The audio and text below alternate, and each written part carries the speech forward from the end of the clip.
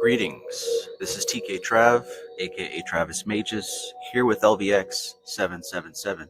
Today we continue our book study on Gareth Knight, A Practical Guide to Qabalistic Symbolism. And in this chapter we're going to talk about the minor arcana. And these are not just simply filler cards.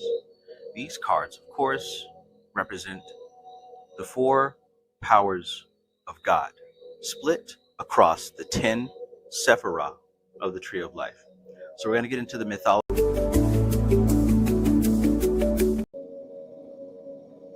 Peace and greetings. This is TK Trav, aka Travis Magus, here with LVX777. Wrong intro. No idea how that happened, but hey, we're here. This is a practical guide to Kabbalistic symbolism by Gareth Knight. We are on part 3, and we're dealing with the court cards. The court cards. So, of course, we're talking about the kings, the queens, the knights, and the pages. The ever elusive court cards, I tell you, as somebody who reads tarot for myself and for other people, the court cards have probably been the most weird to me in terms of interpreting them. So this is a welcome chapter for sure. Welcome chapter. So speaking of welcome to all my favorite people in the universe. Glad to see you. Glad to have you here. Hope that you are ready to learn a little bit of something about the tarot in relation to Kabbalah and the paths. So let's get it. We are on the second to last chapter here. We got this one to do, part 3, the court cards. The next chapter deals with path working, and then we have completed this double book series. What an insightful text it's been. What an insightful text it's been. And if you don't know, we're most definitely doing the Cosmic Doctrine next by Dion Fortune. The Cosmic Doctrine. So this will be next. This is some of the deepest material that I've studied. So it warrants a reread. It warrants a reread. These book studies really are like a personal dive into the occult. You know what I'm saying? It's not so much me going through a bunch of different books so we can get a bunch of different flavors. Really, it's me trying to figure this shit out. So I am going back to that book the same way that I've gone back to the Mystical Kabbalah several times, because I care more about really, really understanding this information than reading a bunch of different books. So if you don't like that choice, there are other YouTube channels to watch. In any case, let's get on with the getting on. Part 3, the tarot court cards. The kings, we was kings, the queens, my queens, the prince, the knights, I should say the knights, and of course the pages. So peace, Ace in the place. Good to see you. Fat Tony in the building, right? Goetia Master, peace, my friend. Rose of Flame, my fellow occultist, peace and greetings, my fellow cyclomate. Good to see you as well. Eon and Losco, peace and greetings. Right on time, my friend, right on time. Coop TGS, peace, my friend. Peace, holding it down. Louis, sup with it. Peace and greetings. Always good to have you. Phoenix Wolfette, rising from the flames over and over again. Eventually, not even remembering what it feels like to get burned. Good to see you. Moth Ra, peace and greetings. Welcome. Wraith 636, welcome. Thank you for the support, my friend. The Phoenix, right? You can never have too much fire. Peace. Showing them who was the high now. Pimp, nasty, funky pimp, and Stanky Chicken. We're gonna try to not do too many clips, right? Because we got some people in the comments complaining. I came here to read a book. You got too much commentary, and I don't like the clips. Just read the book and stop talking. So we're gonna cut it down. We're gonna cut down the clips and just focus on the material. I've heard the cries. And I understand. You don't want clips, so no clips. Rack bar! I'm showing who wants to hide now. Pimp, nasty, funky pimp, and stinking chicken. And Stanky Chicken.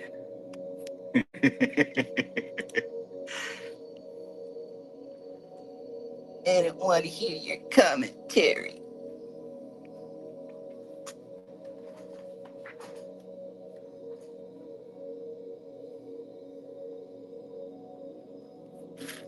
If you don't want to hear my commentary,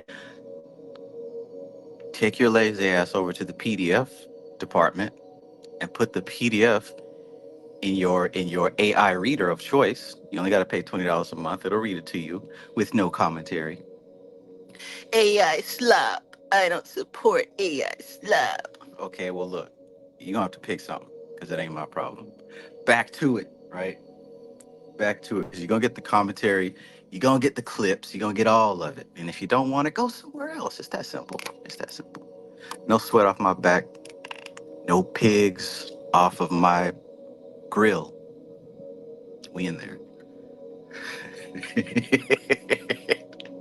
We in there. WT, peace, my friend, peace.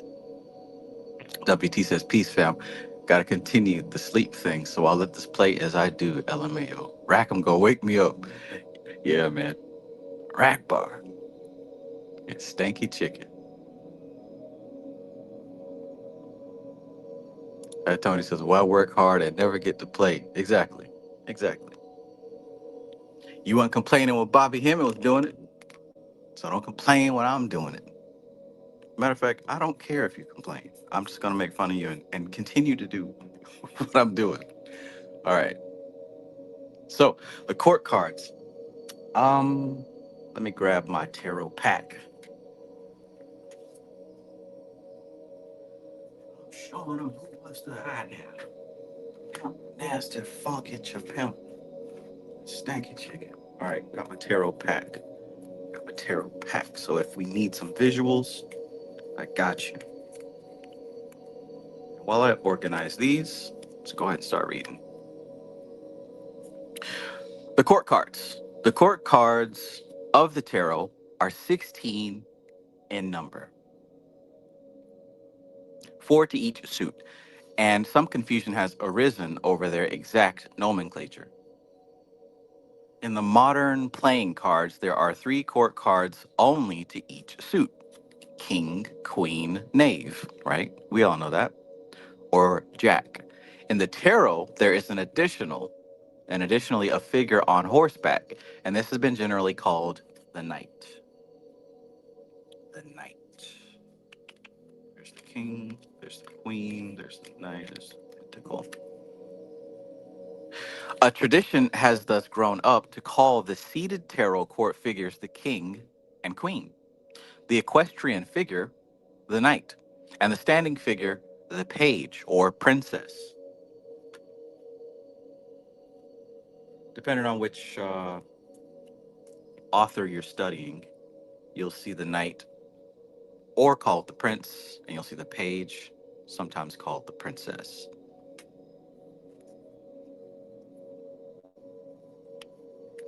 But you understand, of course, we are dealing with the 4 elements here, as always. You're never not dealing with the 4 elements. This is not altogether a happy arrangement as it obscures the symbolic issues. The suits show the type of force that is manifesting, and the figure on the court card shows how it manifests. All right, so remember that, right? Like I said, to me, the trickiest cards in a tarot reading have always been the court cards, because these, at least what I've learned, represent people more than subjective situations. But according to what Gareth Knight said here, this is important to remember, this part right here. He says the suits, all right, so we're talking about the wands, the pentacles, the swords, cups.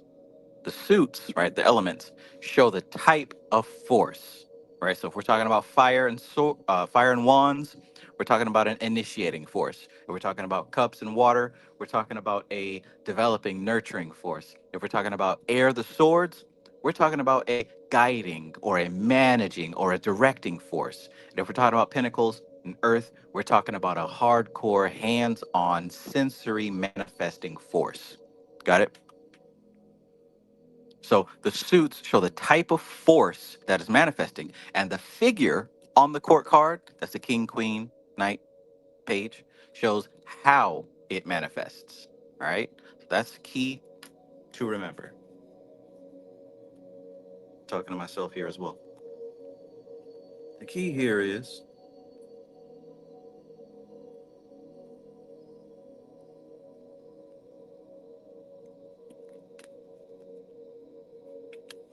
all right. I think that's all four. I got the wands. Do I have the cups?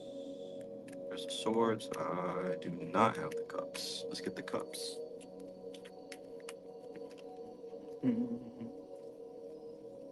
Wait a minute now. Uh-oh. There we go. All 16. Ready to go. Ready to go.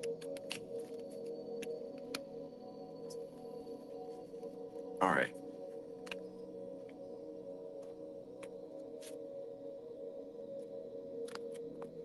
Papa was a rolling stone. Wherever he laid his hat was his home. When he died, all he left us was alone. That's not a good inheritance.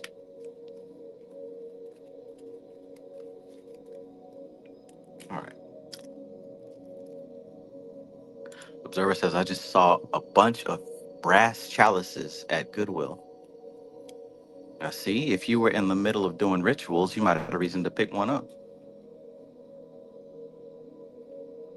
Artemis in theory. Peace and greetings. Good to see you, Artemis. I'm glad your performance went well. Always fun to rock the stage, to rock the microphone.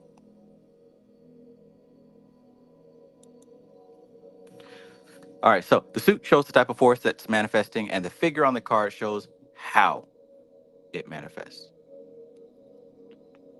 3. This method of manifestation is summed up in the well-known divine name of Jehovah, Yod He Vav He. And an understanding of the nature of this formula can be most easily obtained by anyone who has a smattering of the Kabbalah. By placing the first letter, Yod, on Chokmah, the second, He, on Bina, the third, Vow, on Tifereth, and the last, He, final, on Malkuth. So that's something you guys have most definitely seen before, right? The name of God, Jehovah, Yod He Vav He, and how it lines up with the tree. We place the Yo on Chokmah, the He on Bina, so that's your father and your mother. We place the Vow on Tifereth, and then we place the last He on Malkuth.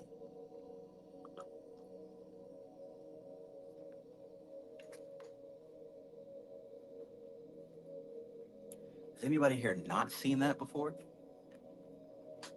Balls of Flame says definitely. Yeah, so I know you know. I know you're deep in the trenches, the occult trenches.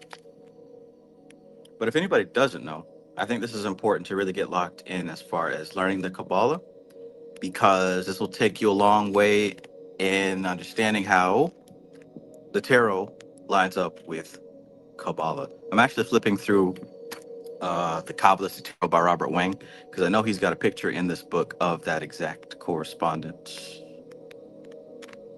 So give me just a second here to find that page. When he died, all he left us was alone. Papa was a rolling stone. There it is. All right, so it's on page 45. So if you see, here's a visual example. See, that's the kind of commentary you don't get when you shove a PDF up in your AI. So here's the tree of life, right? Yod you'd put here on Chokmah, Hey you'd put here on Bina, Vow you'd put here in Tifereth, and the last Hey you'd put here on Malkuth. So you can already see you've got the kings, the queens, the knights or princes, and the pages, the princesses. Now you see what's circled here is the body of Christ. The body of Christ. Down here you've got the church, and up here you've got big G, the big God. So here's your Trinity. Here's the church, or here's the bride, here's the Christ, and then here's God in its unchanging almighty power. Check. Got it locked in, screenshotted, or at least you know the page in this book. Good. Good.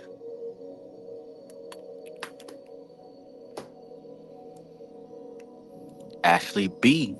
Now we can officially begin. Good to see you, Ashley. 27 says the last Hey is the daughter of Earth. Absolutely. The resurrected divine feminine needs to be restored to her throne. Maybe, right? Maybe. You can't save her if she don't want to be saved. Maybe she likes being in Malkuth, right? No responsibility, kick back, enjoying the fruits of the land, chilling like a villain. Maybe she don't need to be rescued. Maybe if you pull her out of her station, she'll just go right back. What do you think? Rosa Flame says, I drew up a tree in the king scale with all Hebrew names, letters, if you want to check it out. In the king scale. Is this on Instagram or on your YouTube? Coop TGS says, I wonder if the magician acts as the element of air, the force that directs the will, fire, water, into the appropriate form. Well, you got Tifereth, which is also the air element, right? You got the Christ, who is the director, the middleman, so to speak, the intermediary. So I wouldn't say that you are far from the truth with that statement.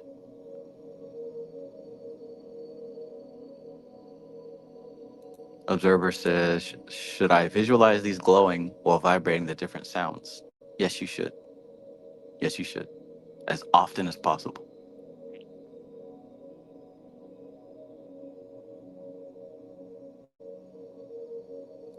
Rosa Flame says, I haven't uploaded it to anything, but I can drop in messages. Okay, well, yeah, whatever's most convenient to you, let me know. Because I don't think YouTube can't do images yet.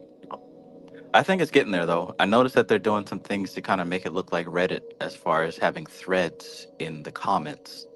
So images are probably on the way. But yeah, whatever works. So I showed y'all that picture, right? Because Yod-Heh-Vav-Heh, also known as Jehovah, also known as Yahweh, Tetragrammaton, which means the four-letter name image, whatever, Yod-Heh-Vav-Heh. So the first letter, Yod, that goes on Chokmah. The second letter, Hey, on Bina. The third, Vow, goes on Tifereth. And the last, Hey, on Malkuth. Showed you a picture of that. You know how it looks. Alternatively, the letters can be allocated to groups of Sephiroth in accordance with the divisions of the Tree of Life into four worlds. Okay, that's another picture. I'm not going to pull that up, but you can use your imagination. Instead of the Yod-Heh-Vav-Heh being on specific Sephiroth, they would actually represent the four different worlds. So Atziluth, which is its own tree, Bria, which is its own tree, Yetzirah, which is its own tree, and Asaya, which is its own tree. So four different trees, right? Your physical plane, your astral plane, your mental plane, and your causal plane. Each of the planes have their own tree. 40 Sephiroth stacked up. And you would attribute them to the king, the queen, the knight, and the pentacle. They're symbols that represent, what did he say up here? The type of force and how it manifests. That's what the four worlds are representative of. That's the physical plane, astral plane, mental plane, and causal plane are. It's all force showing itself through different form. It's really simple.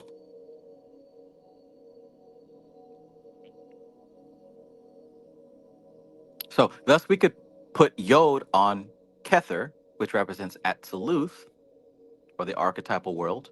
We could put He on Chokmah and Bina, which then represent the creative world, Bria. We could put Vow on the Sephirah of the magical circuit, of which Tiferet is the center. Remember the picture I showed you? And it was circled right there with Tiferet in the center? Vow on the Sephirah of the magical circuit, which, by the way, this author, Gareth Knight, has a book with the great Dion Fortune, and it's called Circuit of Force. If you don't understand about the astral plane and the etheric plane, you might want to check that book out. Excellent book. I highly recommend it. Circuit of Force by Gareth Knight and Dion Fortune, of which Tifereth is the center, and which together conform the formative world, or Yetzirah. And the final Hay on Malkuth is the material world, Asaya.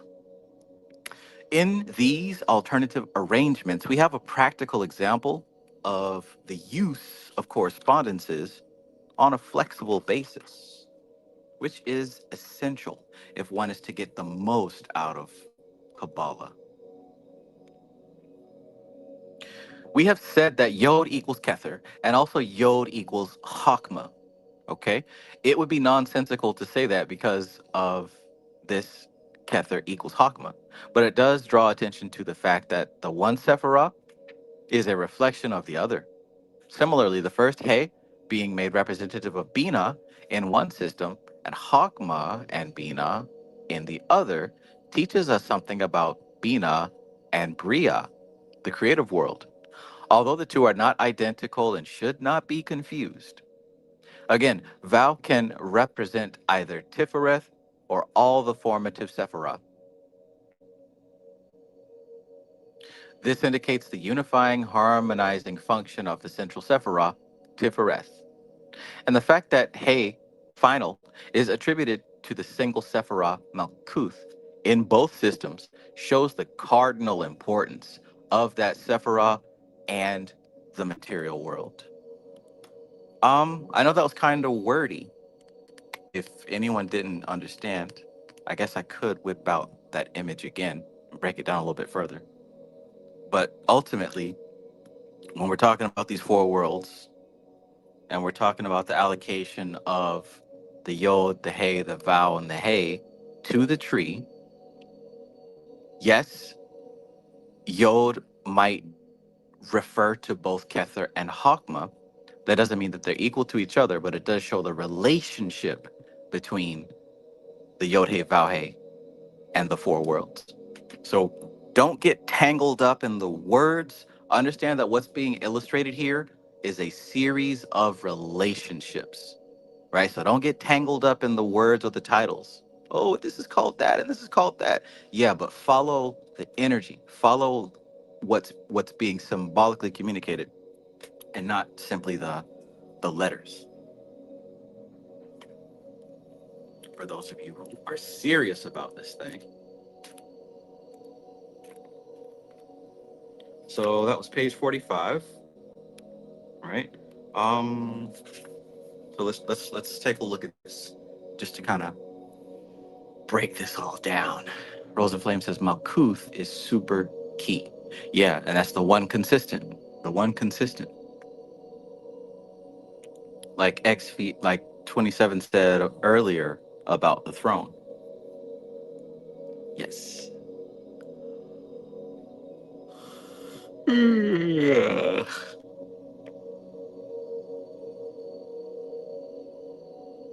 All right, so if we take a look at this, there's one tree. There's most certainly one.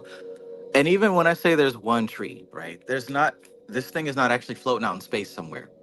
It's a diagram of relationships, right? Understand that. This is not a picture of an actual thing in space and time. It's a diagram of relationships. It's a diagram of something that is not concrete, that doesn't exist. Everything that you can see, hear, smell, taste, and feel, that stops at this level, right? There's nothing up here to see, hear, taste, or feel. So when we're looking at this big ass diagram, What we're actually seeing is a system of relationships, patterns and relationships, and relationships of patterns. All right. So, with that being said, there is one tree, but this tree, like I said, is it's a representation of patterns. So that means you could zoom in and you'll still see that pattern. You could zoom out and you'll still see that pattern. That also points to when people say, oh, it's a holographic universe, it's a hologram. Well, that's what it means. In the little bitty tiny piece, you'll see the whole.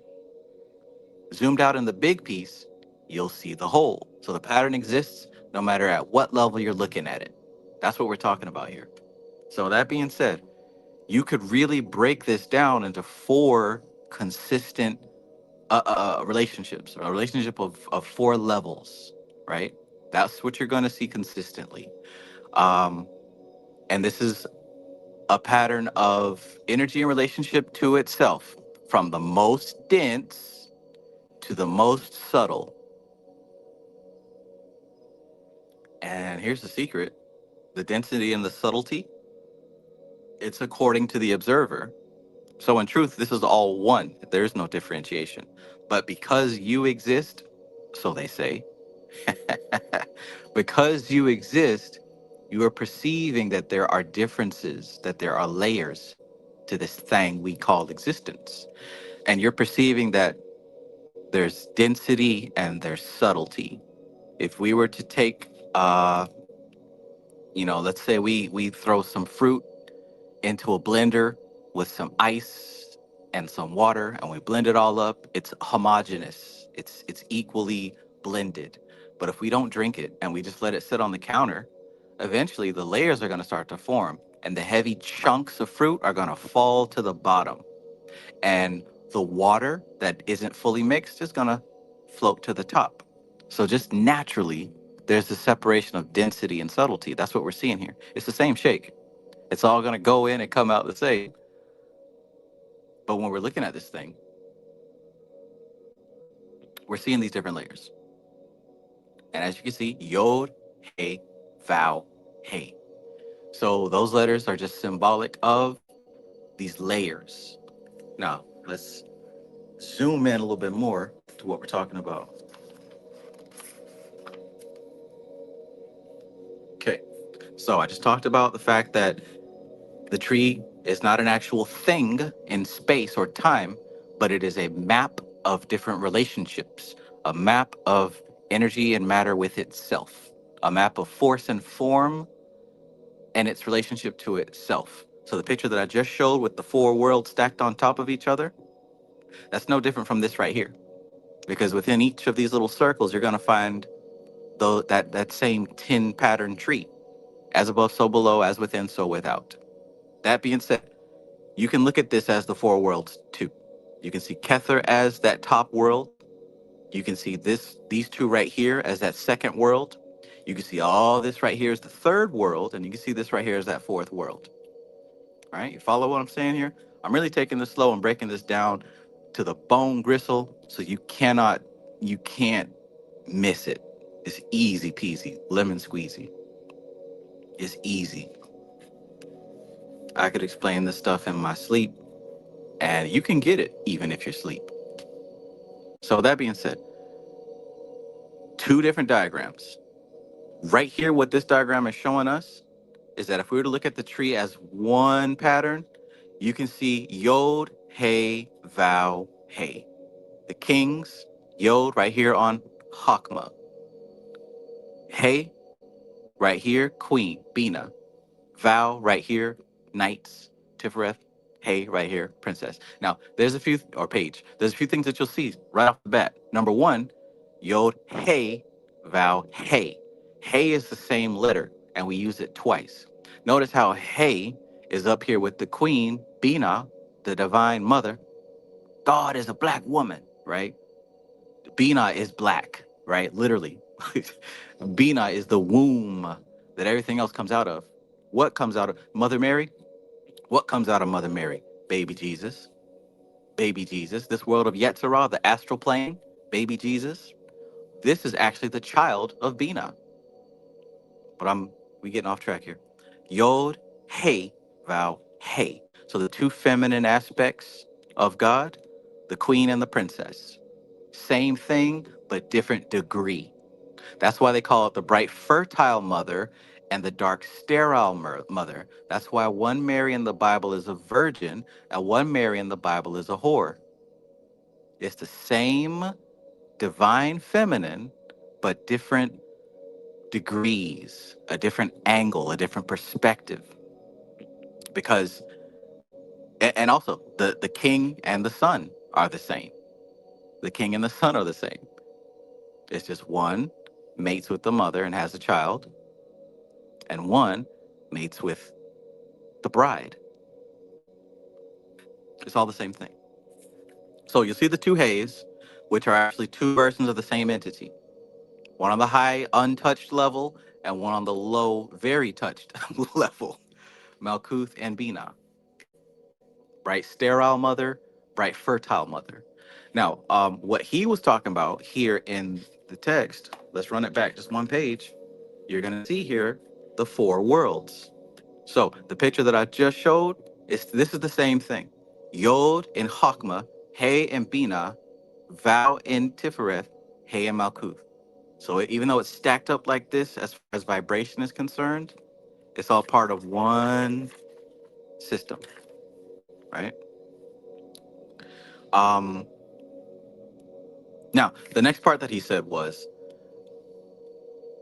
this up here, Kether, stands alone in terms of relationship to all this right here. So you could also say that Kether is Yod as the masculine, the divine masculine that starts the whole thing. Yod, you say this is Hey, you say this is Vow, and this is Hey. So there's two ways to look at it. Yod, Hey, Vow, Hey, and Yod, Hey, Vow, Hey. So it's about a pattern of relationships and how they're connected to each other. The significance of pointing all that stuff out is right here. Yes, you're going to see Hey and Hey, queen and princess, different octave, right? Higher and lower. And also you're going to see Yod as Kether, but Yod as Chokmah. Now that doesn't mean that they're the same thing, just like these two aren't the same thing. But it's the relationship of it. This is the force that gives birth to form. And this is the form that gives birth to force. This is the force that gives birth to form. And this is the form that gives birth to force. You see what I'm saying? So the thing that's on the top puts the key into the ignition, which is the thing that's on the bottom. And it continues like that. Whatever's first is the key. Whatever's second is the ignition. Put the key in the ignition, whatever R. Kelly said. Whatever R. Kelly said.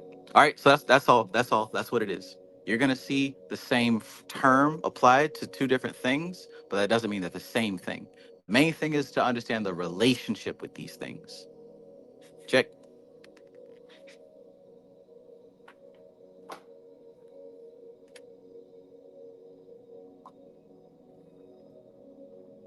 Aha. Chickity check yourself before you wreck yourself. Saiful Shomala, peace and greetings. Good to see you on a live stream. Saiful Shomala says the soul is Kether. I would no, no, I would disagree. The soul is not Kether. Soul would, if we were to place the soul on that tree, the soul would be down there at Tifereth, if anything, at Tifereth. But, like I said before that whole spiel, don't get hung up on titles.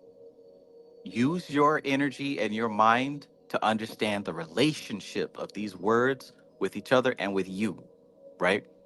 Why even be concerned with a soul? What does that mean? What's that all about? What can you do with it, or what does it do with you? Understand the relationship with these things and not so much the word that they're called.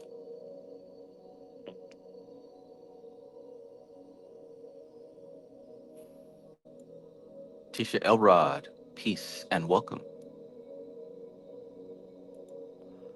Mothra says, all is a meditation to remember you create your external experiences. Mothra says, Rackham Willie, the witness to the lower forms, when he looked upon the grosser forms he uttered. They, they did him like a dog. Oh, man. They did him like a dog. But now at 144 Magnolia Street, I asked my brother, I said, John, I said, how did that feel to you? He said, Jane, wasn't no fun. They did him like a dog. Rackbar. Like a dog. That's how they did him. Discover the hero within. Peace, peace. All right, so now that we got that thoroughly fleshed out, we have said that Yod equals Kether and also Yod equals Hakma, right? It would be nonsensical to say that because of this, Kether equals Hakma, but it does draw attention to the fact that one Sephirah is a reflection of the other. Like I said, it's about the relationships. One is a reflection of the other, right? So from Kether to Hakma, that's a reflection of one another. From Ataluth to Bria, we're talking about a reflection. All right, drove that point home. I think we're all on the same page. Similarly, the first Hey being made representative of Bina in one system and Hakma and Bina in the other teaches us something about Bina and Bria, the creative world, although the two are not identical and should not be confused. Again, Vow can represent either Tifereth or all the formative Sephiroth. This indicates the unifying, harmonizing function of the central Sephiroth. Tiferet. Tiferet is the harmonizing central Sephiroth. And the fact that Hey, final, that's Malkuth, is attributed to the single Sephiroth Malkuth in both systems shows the cardinal importance of that Sephiroth in the material world. So here's another thing to consider. I don't know if this is what Rose of Flame was alluding to, but also think now the princess has to become the queen someday. The princess has to become the queen someday. Um, Now, that happens in its own time, but it will happen. At some point, Malkuth will become Bina. Malkuth will become Bina. What do you think that means? What is Malkuth? When you look around, or when you just exist, when you bring your awareness into your body, right? You might be washing dishes, sweeping, cooking, working out, riding around. Who knows what you're doing, but you're doing something, right? What is Malkuth? What is that? Oh, Malkuth is the material plane where the manifestation takes place. Yeah, but what does that mean? What does it mean? What is Malkuth to you?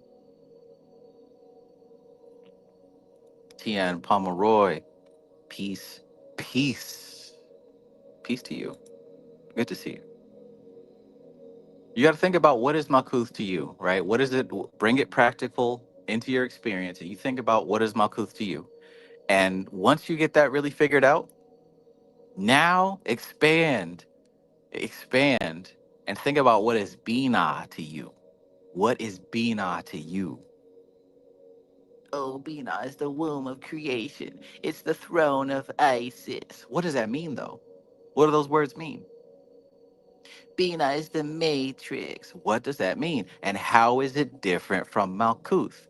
You got to reconcile that in your understanding. Reconcile that in your understanding. What is Malkuth? What is Malkuth? And what is Bina? Because one day Malkuth has to become Bina. It will, right? You can't force it now. It ain't just gonna happen. But one day, the same way that a princess isn't just placed on the throne, once she becomes mature, because a princess, I mean, she's just not sitting around eating lollipops and playing with butterflies. She's going through rigorous training and education and sophistication and refinement. The princess has a busy life. She's not just kicked back with Birkin bags and lace fronts.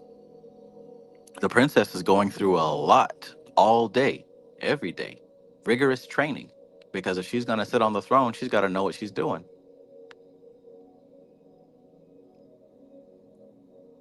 She's got to know what she's doing.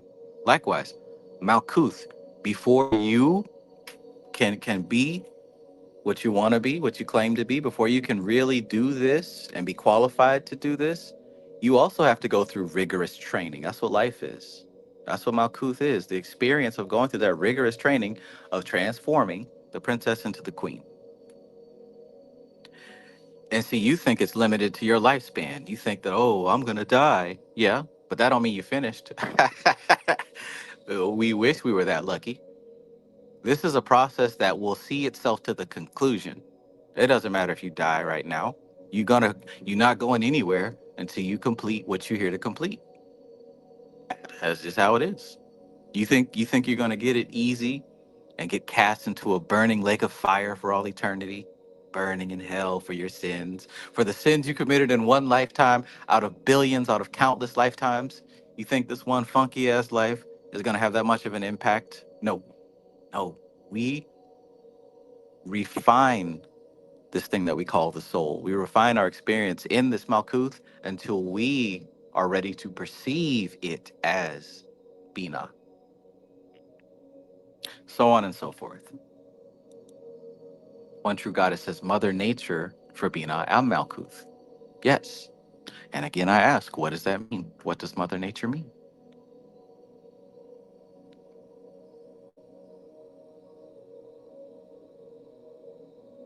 T.M. Pomeroy says, I've been thinking that too. Like, oh, I'm going to die, my kids. And then I'm like, wait, they're going to die too. Exactly, right? Exactly. Them kids will be all right. They was all right before you got here. Everybody has their life path. I mean, you know what I'm saying. Of course, do what you got to do. Do what you're supposed to do. Duh, right? Do what you do your responsibility, but that is understand and accept that is the extent of what you can do. They have their own paths like you had your own path. And we all have our own paths, our own karma to work out. Meanwhile, what's happening with the soul stuff? Oh, what a wonderful point that you just made there, Rosa Flame. Rosa Flame says, don't forget that big key for the princess to become queen, marriage to the prince, holy guardian angel. What is the marriage? Marriage is the knowledge and conversation. Brilliant, my friend, brilliant. Thank you for bringing that up. Yes. So it isn't just about the experience of the princess. Yes, she is training and becoming educated and becoming sophisticated. But here's the thing, for what? So that when she meets the prince, she'll be ready for that marriage. So what are we talking about? Are we talking about a woman in a dress and a tiara? No. We're talking about your physical existence. Everything you see, smell, taste, touch, hear, your memories, and your perception of them, your beliefs, and everything that you attach to. That's what Malkuth is. Everything that you attach to. Well, let me rephrase and refine that. Malkuth is this entire sensory physical experience, the data, the raw data, the raw data. Now, this Yasad aspect, this is the belief and the meaning and everything that you're placing on this raw data experience.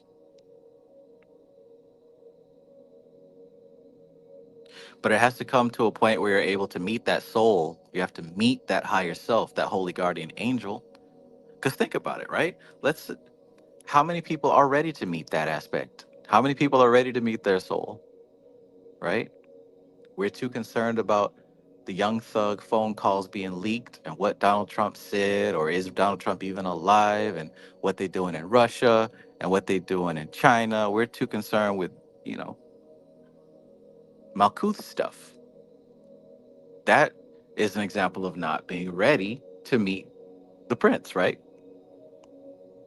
Anyways, let's get back to this text because we can just talk about that part all night. All night long, all night. Good stuff, man. Good stuff.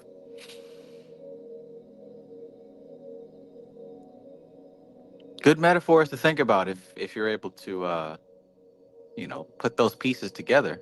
Cause like, see, that's the kind of shit you want to be thinking about in order to advance on your path. You want to say doing the work. Doing the work is taking your mind to spaces where you think about stuff like that.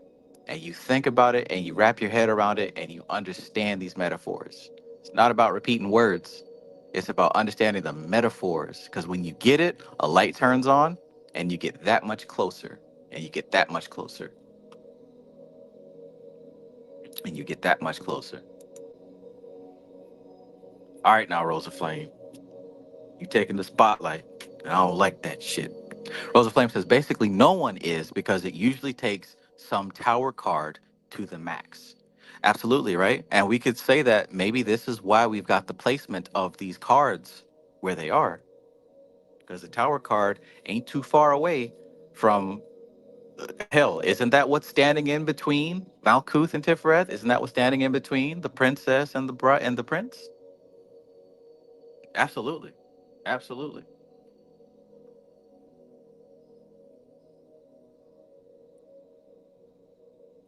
Absolutely. And I agree with you. No one is. Truth be told, man, truth be told,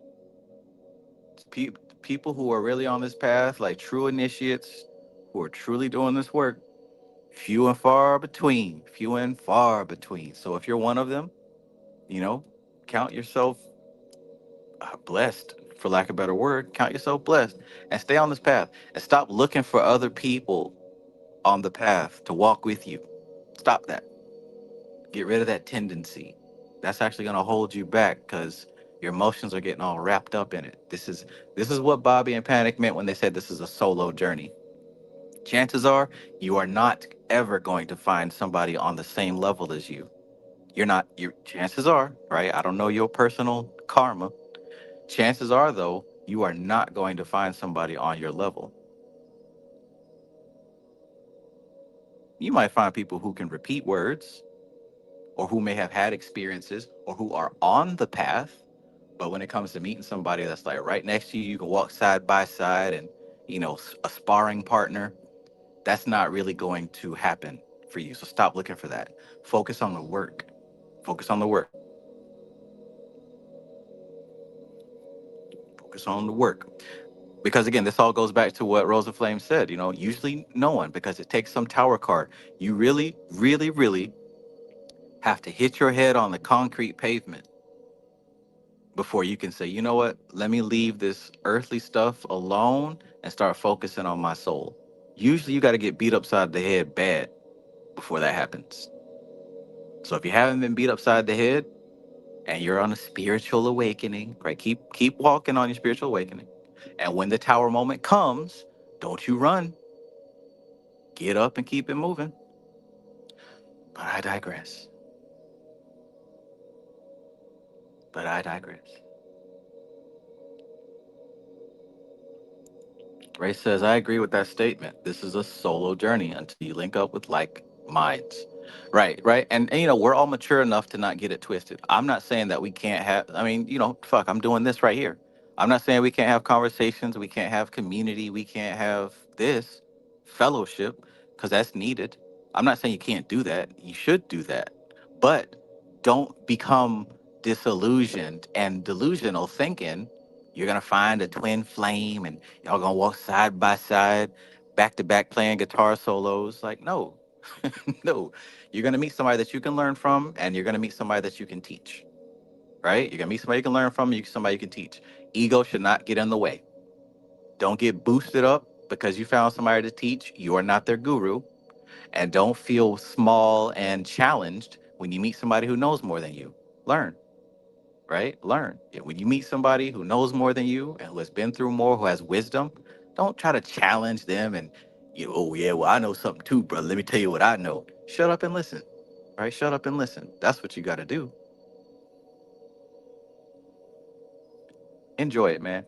Enjoy it. This don't have to be hard. This don't got to be rough, man. Just live, man. Enjoy your life. Have some fun with this, right? If you're still over sexualized and addicted to sex, enjoy the twerking, hose, and enjoy whatever it is you're into. But understand what's most important, right? Understand what's most important.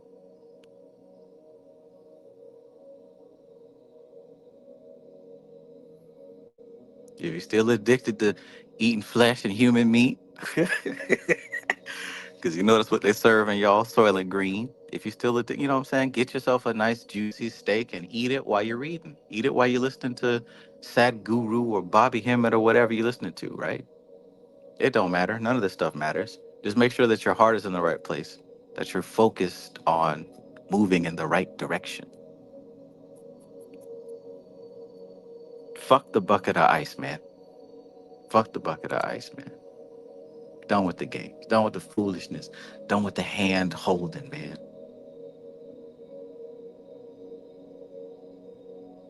We out of here, man. Fuck the bucket of You, ice. Floyd, if you could read one full page of a Harry Potter book, nigga, I'll give $750,000 to whatever charitable organization you want to. Fuck the bucket of ice, man.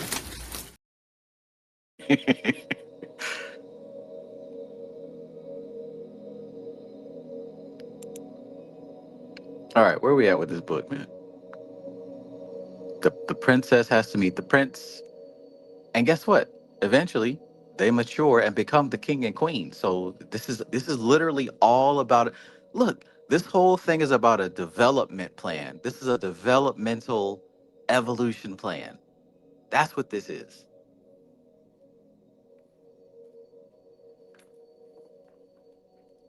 This is a process. This is a process. It's not a place. It's a process.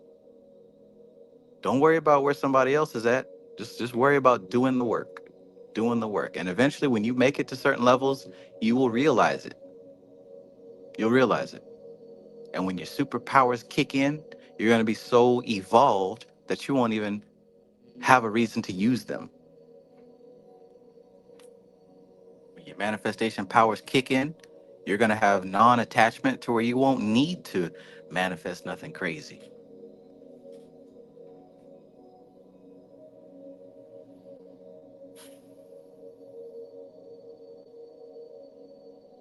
At the cross where I first saw the light.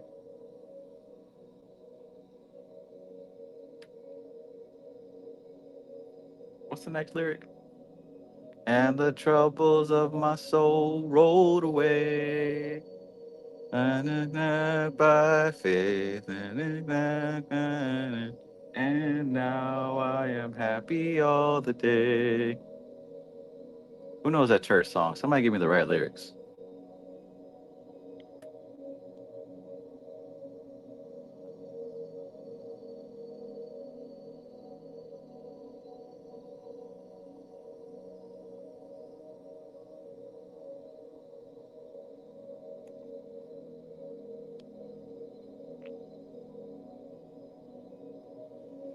All right, where we at?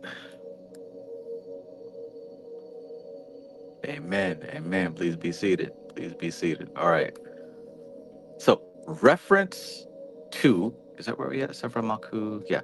5. Reference to the Sephirotic attribution of the letters will indicate their main characteristics when used in the divine name, and reference to their attribution to the four worlds will serve to expand those key ideas. 6. Hakma represents the prime movement or energy, right? Hakma. That's the second Sephiroth. Hakma represents the prime movement or energy, the dynamism that gets a thing going. Hence, Yod is placed upon it, and in the tarot court cards, it is represented by the knight on horseback. Uh oh. Uh oh. The knight on horseback. So he's saying that this is Yod. This is Yod. And it makes sense. It makes sense because you got the horses, and the horses are moving, right? They're moving. Whereas the king is seated, he's chilling like a villain. But these horses represent movement. So Yod is going to be referring to those two.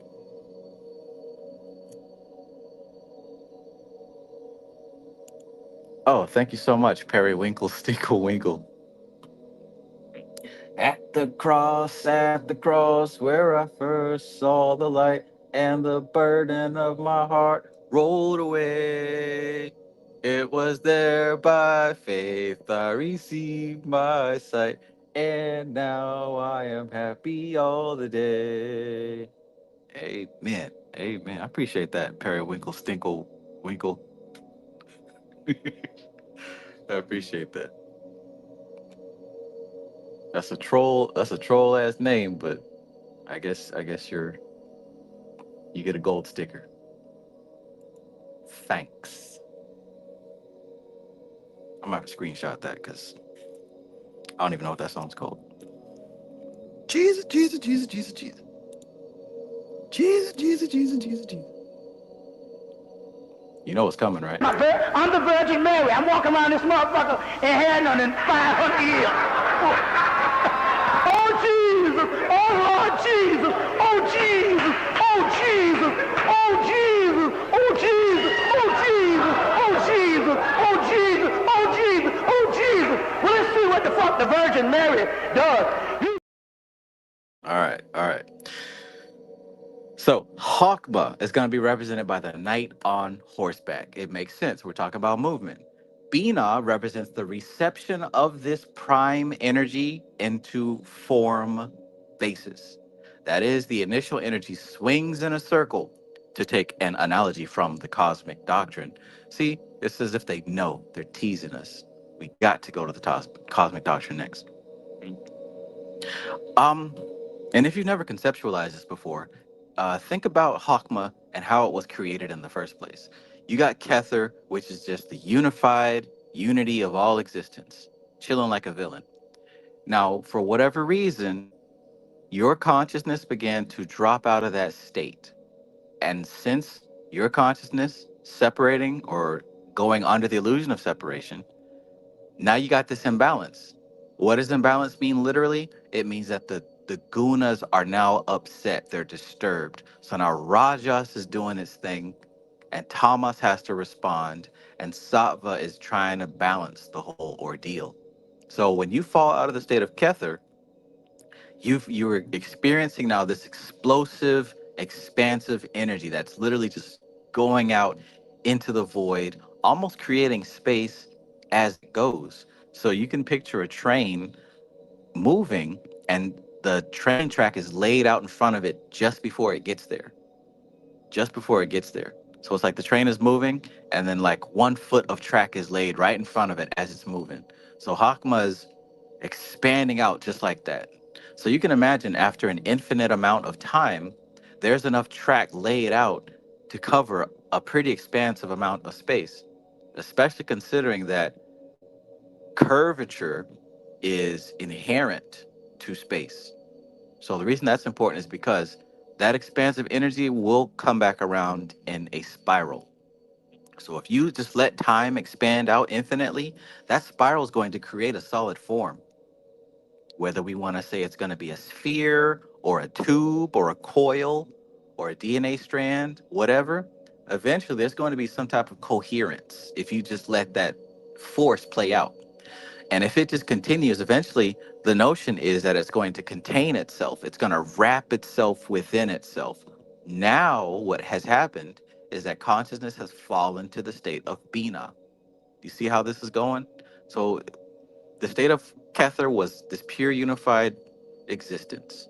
When it started to fall, when you started to fall from that state, you experienced this expansion, this endless expansion.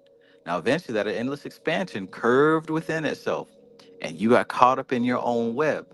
Now, that's becoming the state of Bina. You are the matrix.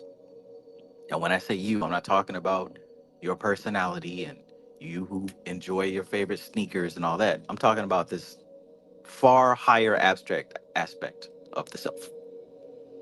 But anyways, you're wrapping around yourself so much that you're creating the matrix of your existence. And you continue falling inside of that, wrapping tighter and tighter until you're squeezing and compressing your spirit into a soul. And then you begin to squeeze and compress that soul into an individual incarnation. And you keep doing that. You keep doing that. So you are the spider and you're the web and you're the flies. You're all of it. Again, when I say you, I'm not talking about your personality. I'm talking about the fine abstract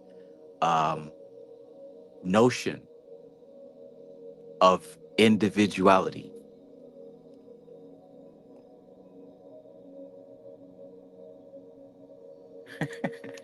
Periwinkle Stinklewinkle says this is beyond my pay grade. I don't know what you even just said. Well, hey, something in your consciousness experience is beginning to blossom for you to even be in here and bless me with those lyrics. So if you don't get it in this lifetime, it's definitely coming in your next one.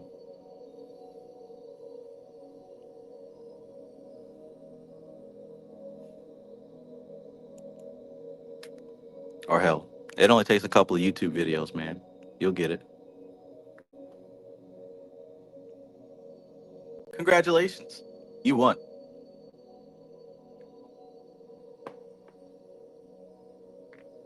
Okay, so why did I go into that explanation of Kether into Hakma and to Bina? Okay, so yeah, because we're talking about Bina. So Bina represents the reception of this prime energy. That's why I said that. Bina represents the reception of this prime energy into form basis. That is, the initial energy swings in a circle. That's what I was talking about. So, according to Kabbalah, right, the masculine becomes the feminine. Maybe this is why the Bible talks about Eve being taken out of Adam's rib, even though on the physical plane, the opposite is true. The feminine becomes the masculine. In the womb of the mother, at some point, that X chromosome breaks and the ovaries descend into testes and the clitoris expands into a peenie, into a periwinkle stinklewinkle.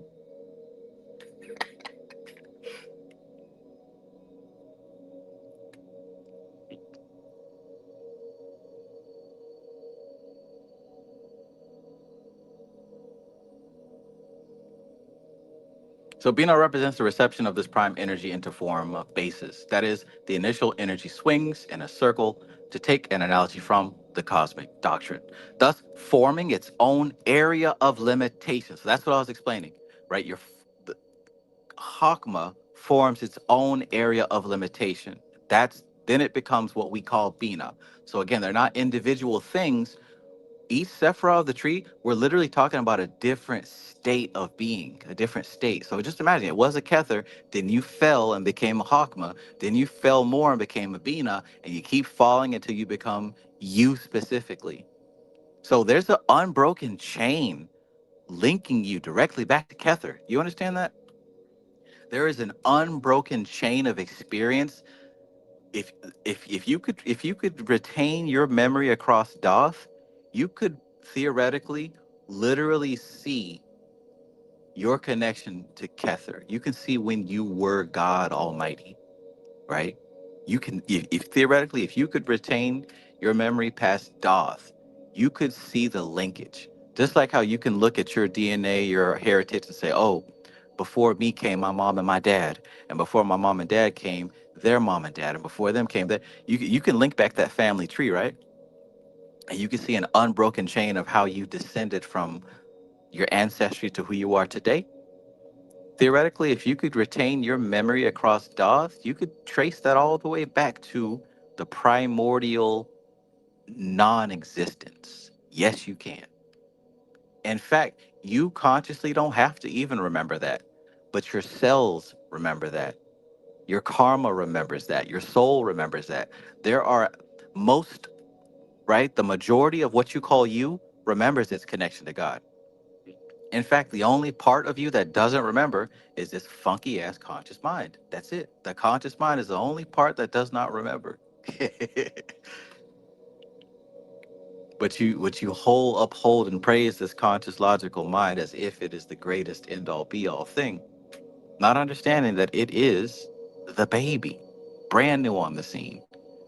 Hell, there was a time where people didn't even operate with this mind. But this will go to explain how and why, yes, everyone does have a soul, right? Even if you call these people NPCs or whatever, they still can all trace their hair. Well, they're all connected to Kether as well. Everything and everyone connects to this thing. And this explains why magic works. Why magic works. Why spirits exist and you can tap into spirits and all these different things we want to talk about, chakras and all that. All this stuff exists because we all are linked back to the source of creation and even further back to non-existence. Like there's a direct linkage and you don't have to remember it, but your body remembers it, your karma remembers it, your soul remembers it. And this direct linkage, that is what we call the spirit. That thing is what we call the spirit, that direct trace. Now, at any point in time, when you're done playing around as a human being, you can tap into that.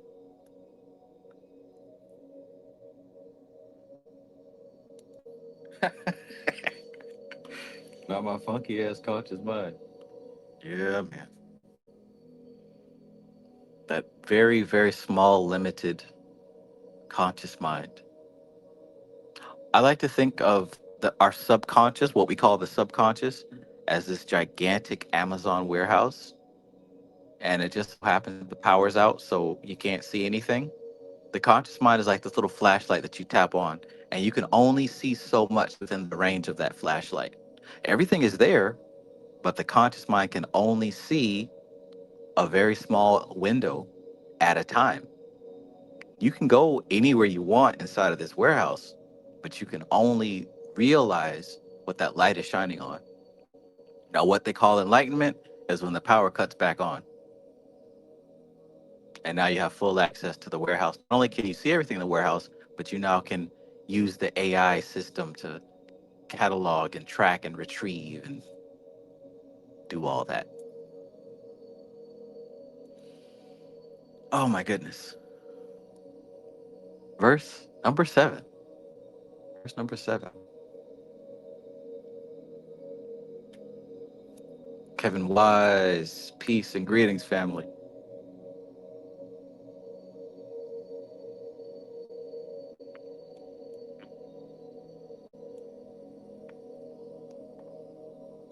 We're just up here talking about Caballer on a Saturday night.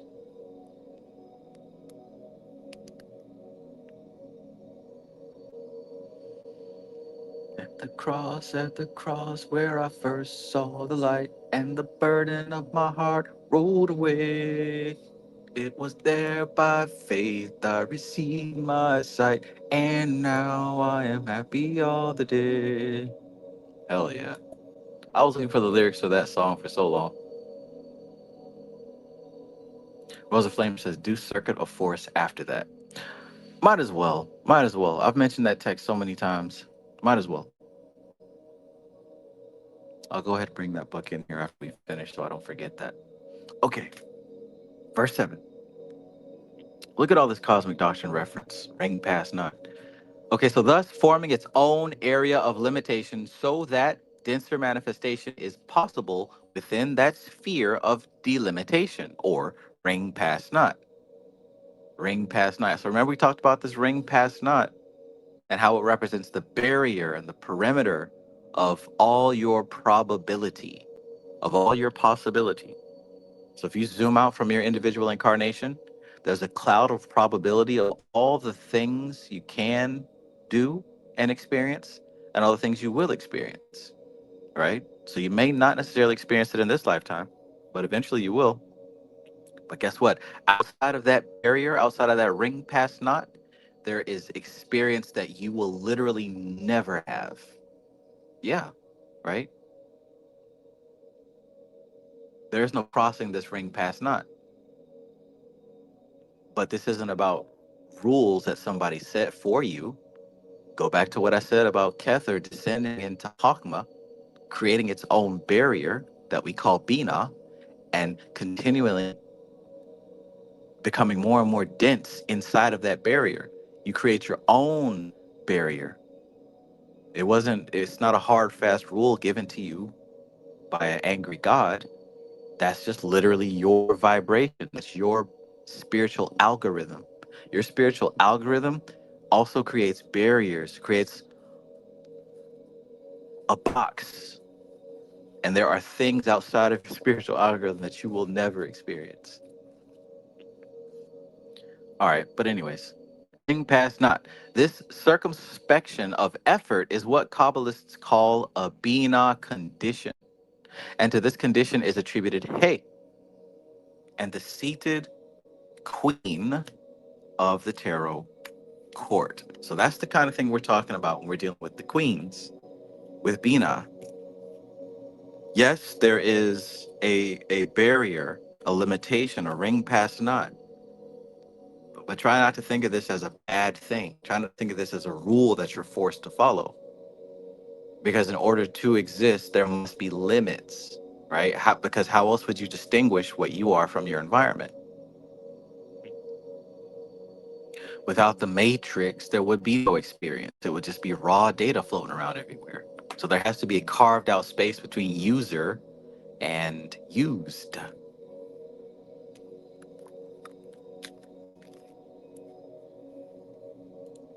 For the culture, peace, peace, my friend. Been a minute, feels like. Yes, sir. But always on time, always on the right time.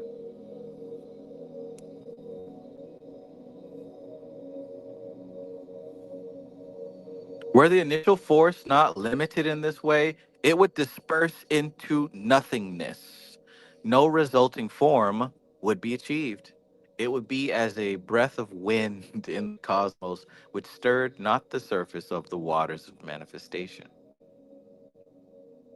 Tifereth represents the establishment of the resultant form in harmonized balance in manifestation. Though it has not reached a dense concrete phase yet, it is still new, creative, and fluidic. It is the result of the former processes and could be said to be the son of the knight and queen, a result of the union of the two former aspects. In fact, the force behind the three is one and the same. It is merely in a different phase of action in each case, as it is actually a three in one. And this may throw some light on the mystery of the blessed Trinity. The corresponding court card representing vow is what is commonly called the king, but he is the son, not the consort of the queen. Interesting. An alternative name seems necessary for him, therefore, and the function of force he represents would be better symbolized by having him ride in a chariot rather than sit passively on a throne. Okay, so that makes sense for the Golden Dawn court cards, because they actually have the so-called king sitting in a chariot.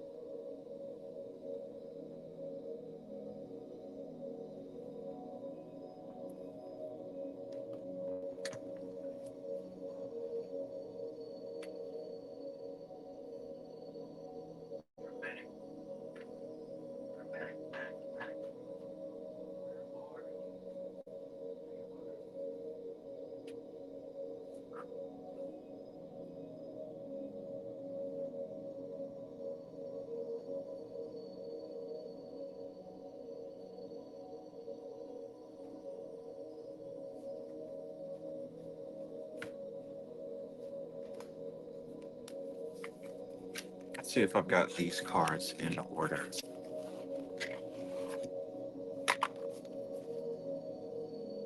Probably not. We'll see what comes up. Okay, so that's the Emperor. I'm looking for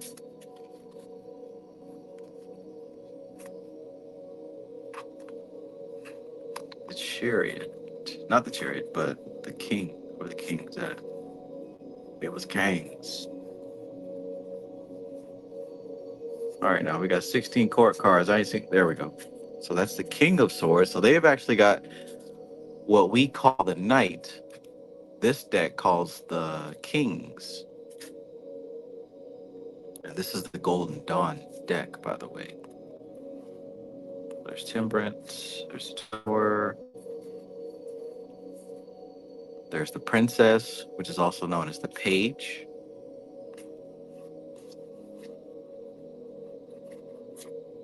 There's the queen, she's on her throne. There's the Bina, the limited state. There's another king, what we know of as the horses, the knights, but in this deck they're called the king.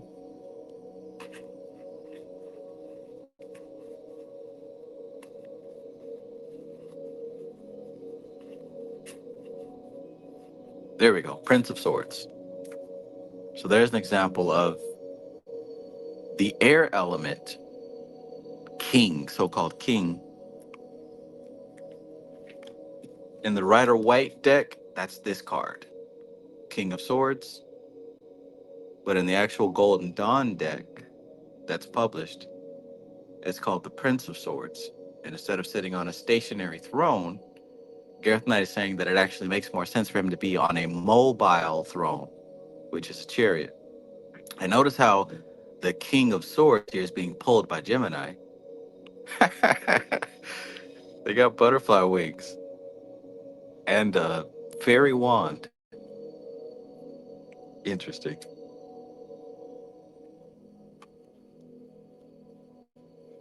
Mutable sign, I suppose. Okay, so that sheds some light to me on as far as why those cards are like that. I guess because I was, traditionally raised on the Rider Waite, I didn't like the fact that there were some decks that called the Knights King and the Kings Princes. I didn't like it because I didn't understand it. After reading this particular paragraph, I understand it a whole lot more, and it does make sense, right? Because if the king is a masculine force, why is he sitting stationary on a throne?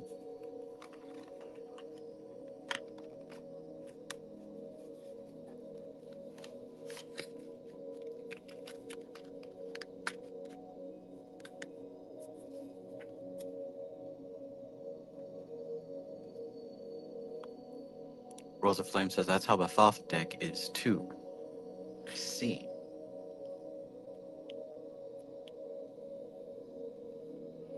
Josue Munoz, peace and greetings. That's a name I haven't seen in quite a while. Hope you're doing well.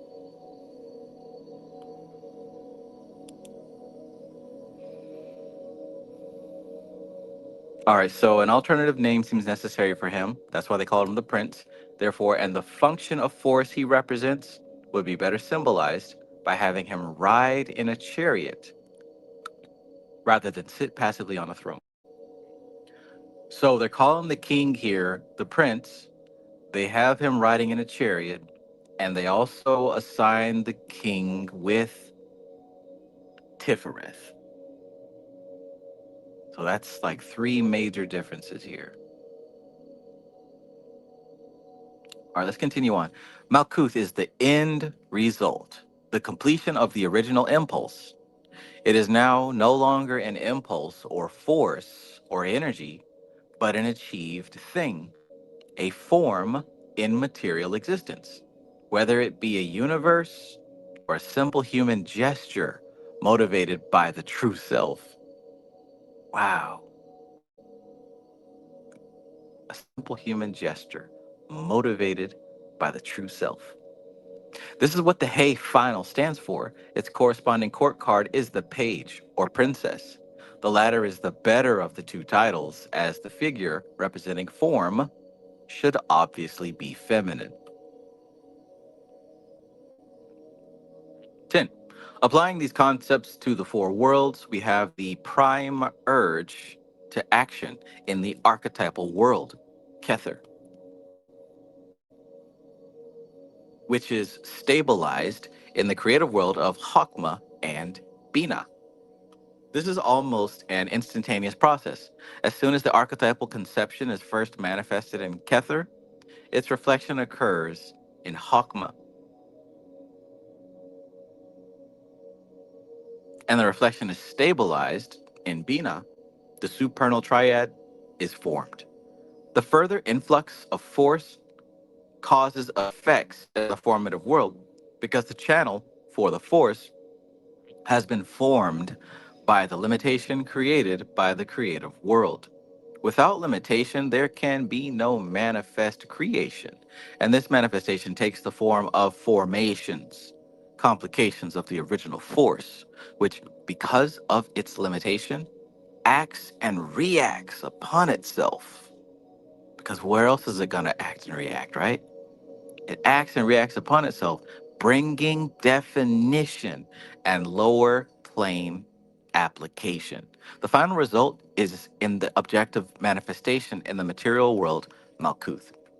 So, this right here is also a good example of why practice makes perfect. This is another example of why you've got to live this thing. You've got to act and do and be, because repetition, the more that you're doing this thing, the more that you're defining yourself as that thing. The same way that Hakma shoots out into existence and curves and continues to create its own cocoon to define itself as a form that contains a force, which is interesting, right? A lot of people who love to believe in a cosmic good guy versus a cosmic bad guy often talk about how, oh, our souls were taken and we were trapped inside of this matrix. We were cast down and imprisoned in the flesh. Well, maybe it's not that dramatic. Maybe the simple act of consciousness descending, even just a little bit, caused it to become force shooting out into the void. And that force shooting into the void continues to spiral and spin. And that spiraling, spinning motion in space creates its own cocoon, creates its own shell, its own matrix. And you keep bouncing around and spinning inside of it, becoming more and more defined, more and more informed.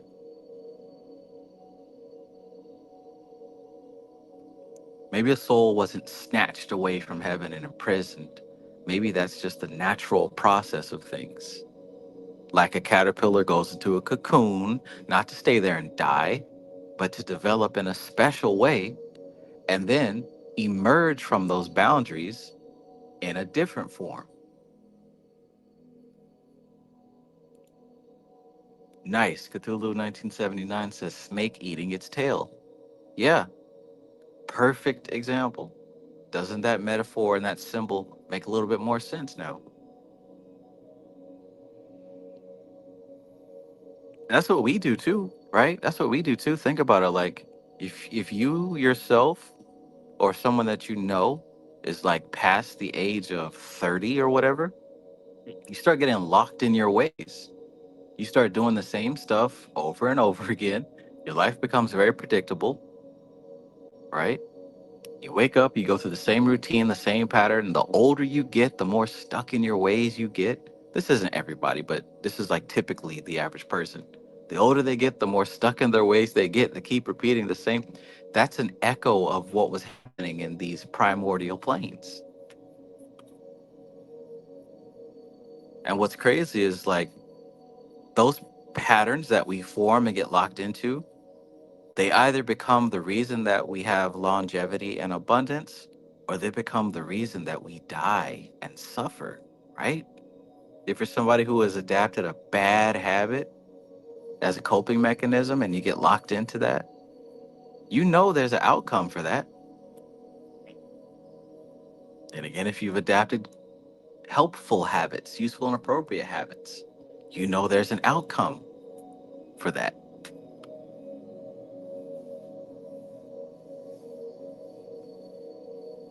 Not just on the physical plane either. This is happening on the emotional plane, the mental plane. We circulate through the same emotions over and over. We circulate through these patterns over and over again. Patterns of thought, patterns of feeling, right? We kick the wall and then fall to the ground and say, "Oh, I've been hexed. I've been cursed. Look what they're doing to me." We get locked into these patterns, and they become like an ultimate definition of who we are and what we are.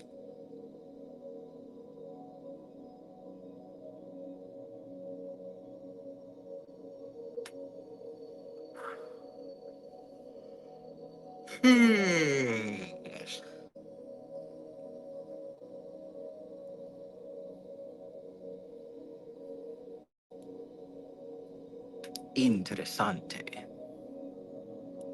Cthulhu says a robust can help you with that. Absolutely. Absolutely. Scary monsters and nice sprites.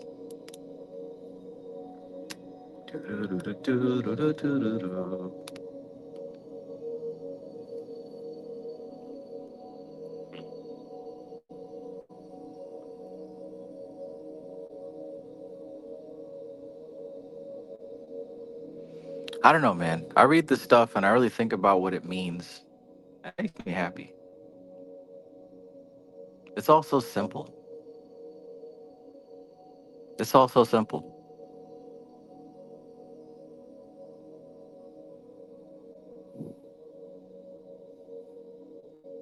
Nothing to get stressed out about, nothing to get upset about. It's just life, man. Life is a science. It's a series of patterns. I ain't got nothing to prove. I ain't got no chip on the shoulder. All this stuff, I didn't create it, and it ain't going nowhere. It just is what it is, man. And how wonderful to be able to know this, to be aware of this. Everybody rode in an ambulance car. Throw your hands up.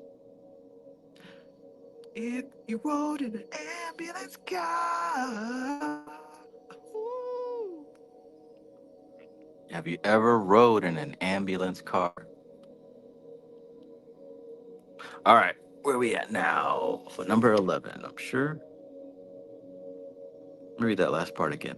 Without limitation, there can be no manifest creation, and this manifestation takes the form of formations, complications of the original force, which, because of its limitation, acts and reacts upon itself, bringing definition and lower plane application.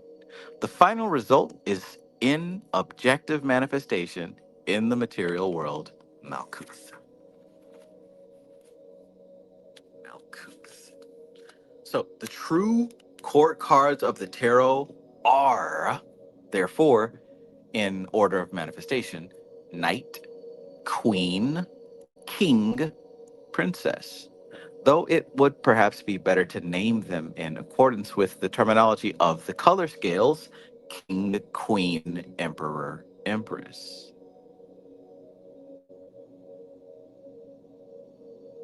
Better still would be to call the color scales and the cards by the common terminology of King, Queen, Prince, and Princess.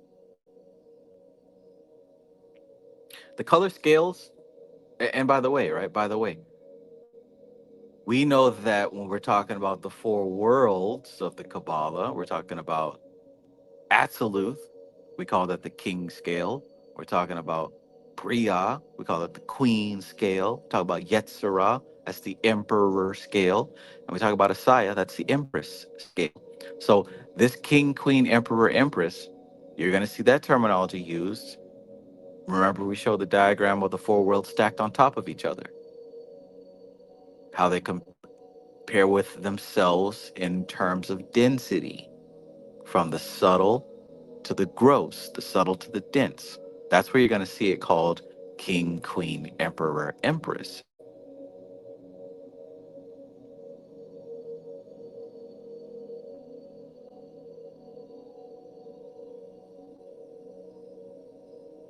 Hmm. 12. The color scales are applicable to the manifestation of force in the four worlds.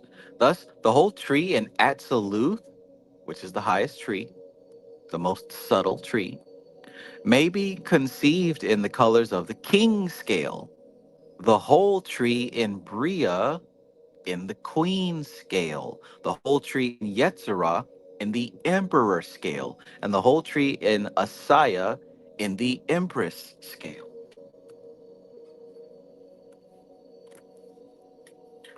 Yeah. If you even know that terminology, then you already know. I don't think me explaining that anymore will help. It's like this is the part where you either know it or you don't, right? But when we're talking about the colors, absolute, this tree is going to be colored in what's called the king scale. This Bria tree is going to be colored in what's called the queen scale. That's right. And by the way, the colors that we traditionally see for the tree of life, the Sephirah, we're going to see that this queen scale are the colors that we see for the Sephirah traditionally. Of course, it's white, gray, black, blue, red, yellow, green, orange, purple, and the four split colors. What we're actually looking at here is the queen scale of colors for the Sephirah. And those paths that we're seeing, those paths colors are actually coming from the Absolute, the king scale. So keep that in mind. Keep that in mind. But again, like I said, this is the part that either you know it or you don't. This part isn't, because you don't go this deep in Kabbalah unless you're going even deeper. You don't go this deep unless you're going even deeper.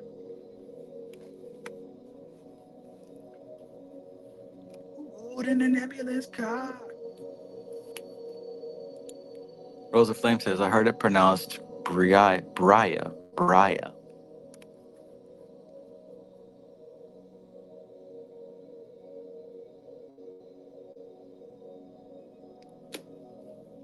Take that, Bria.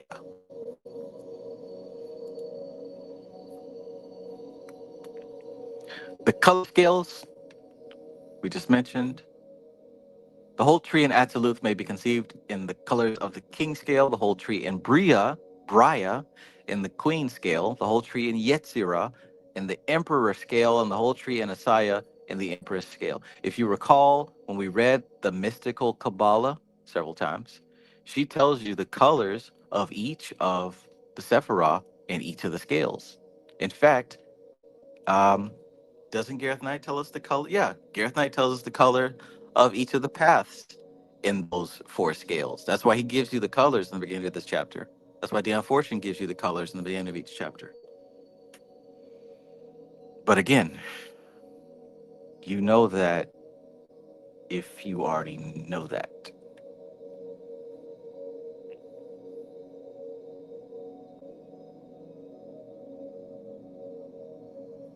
Everybody who rode in an ambulance car. Everybody.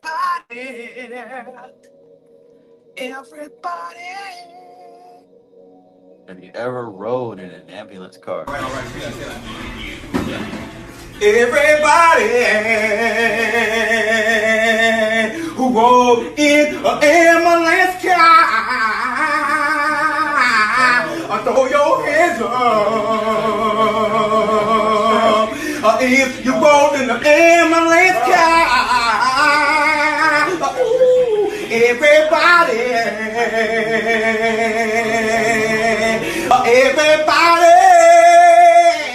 who rode in the ambulance car, everybody, everybody.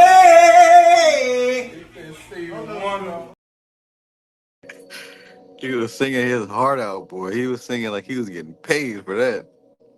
He was singing like that was his time to shine. He was about to get put on TV, get a record deal. Everybody. And who asked for that? He literally walked into that barbershop, started singing, and walked out. Woo! Gotta love it, man. Gotta love it. Little things like that just make Malkuth tolerable for another season.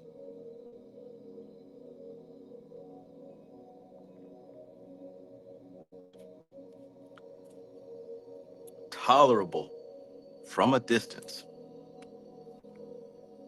from a healthy distance.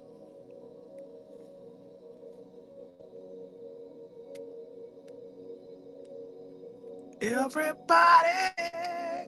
Al Dickey, peace and greetings, my friend. Peace and greetings. That's my real name. Peace and greetings. Rose of Flame says, say it however, we are Hermetic Kabbalists, so we're already Los Bastardos. Plus, I also heard that technically no one knows how it's truly pronounced. Right. Ooh. Right.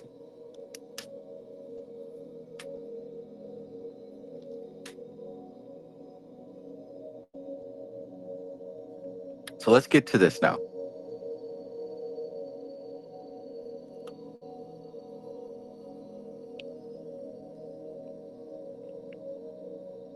In practice, however, it is usual to counterchange the scales of king and queen, or emperor and empress, in relating to the Sephiroth and paths.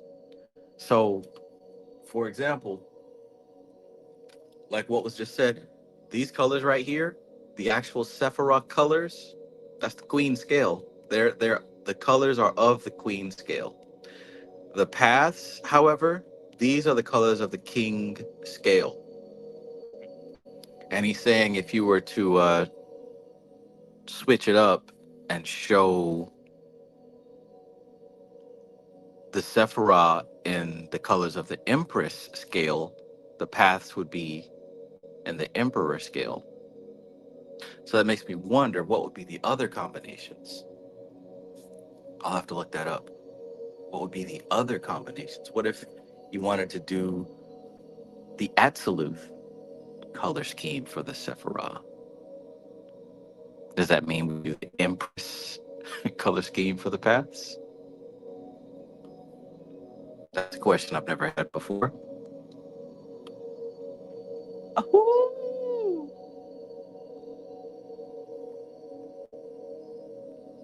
Is that what you were talking about, Rosa Flame?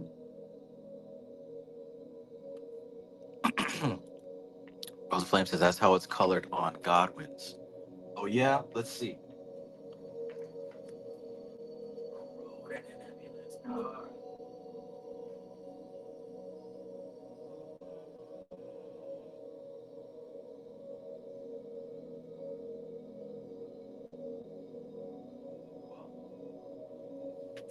There it is, yeah.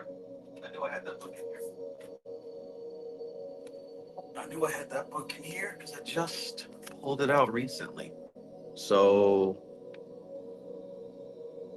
oh, you might be talking about a different version. Wow. I pulled it out all confidently and everything, only to be told to put it back where it came from because this was not impressive.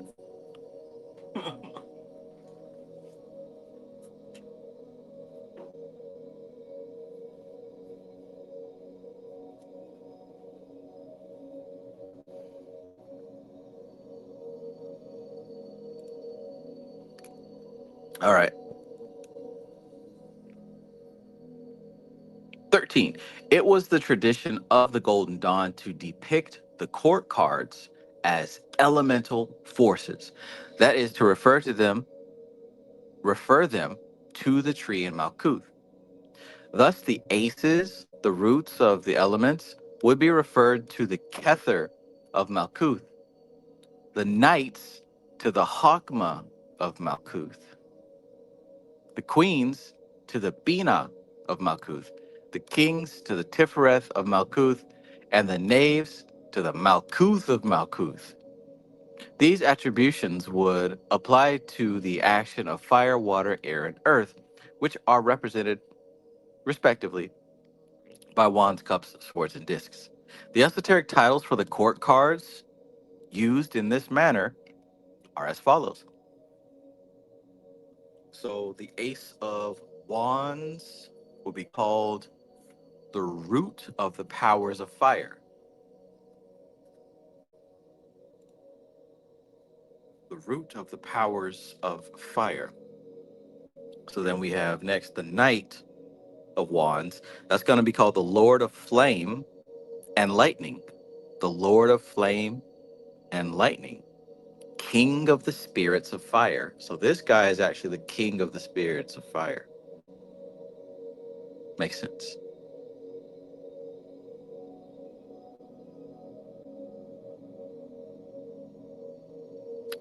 The Queen is going to be the Queen of the Throne of Flames. The King is going to be the Prince of the Chariot of Fire. And of course, the Knave, the Page, is the Princess of the Shining Flame. Rose of the Palace of Fire. Rose of Flame. Interesting.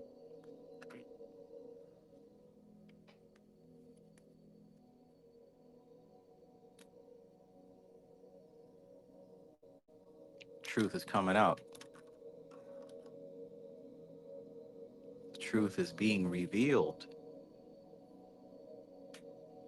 When we're dealing with the cups, the ace is called the root of the powers of water.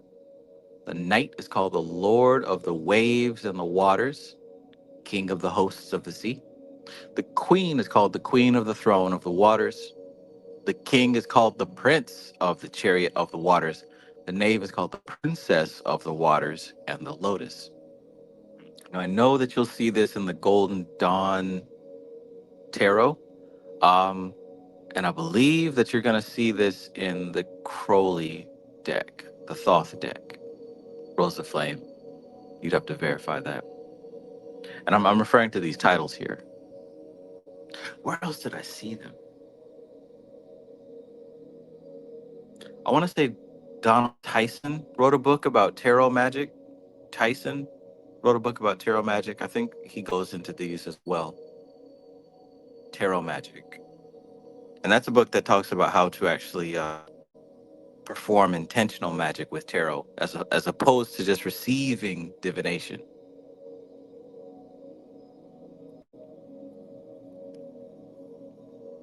Fat Tony says Lord of Flames is a nice nickname for a gun. Lord of Flames. Yeah, okay. Yeah, that would be the Knight of Wands. Lord of Flame and Lightning. King of the Spirits of Fire.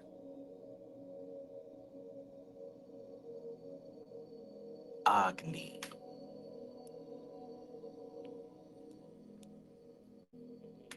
Swords. The Ace of Swords. Wait, did I finish the water? King, Prince of the Chariots of Waters. The Knave is the Princess of the Waters and the Lotus. So swords. The Ace of Swords is the root of the powers of air. Knight, Lord of the Wind and Breezes. Lord of the Spirits of the Air. Queen, the Queen of the Thrones of the Air. King, Prince of the Chariot of Wind. Knave, Princess of the Rushing Winds. Lotus of the Palace of Air. Discs. The ace is the root of the powers of earth. Knight, Lord of the wide and fertile land. King of the spirits of earth. Queen, Queen of the thrones of earth. King, Prince of the chariot of earth.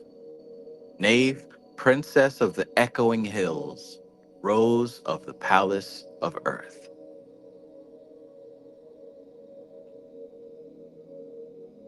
So those are like the technical, esoteric names of the court cards.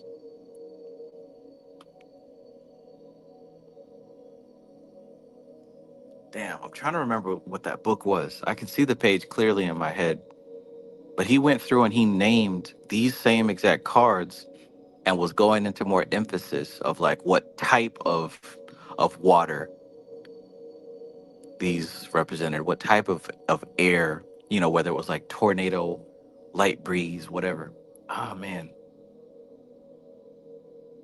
I guess I could go in there and scan the titles and it will come to mind. But I'm pretty sure it was Tyson's Tarot Magic.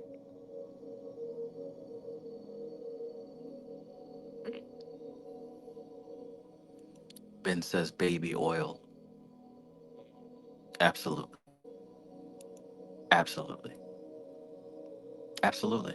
Absolutely. Absolutely. Absolutely.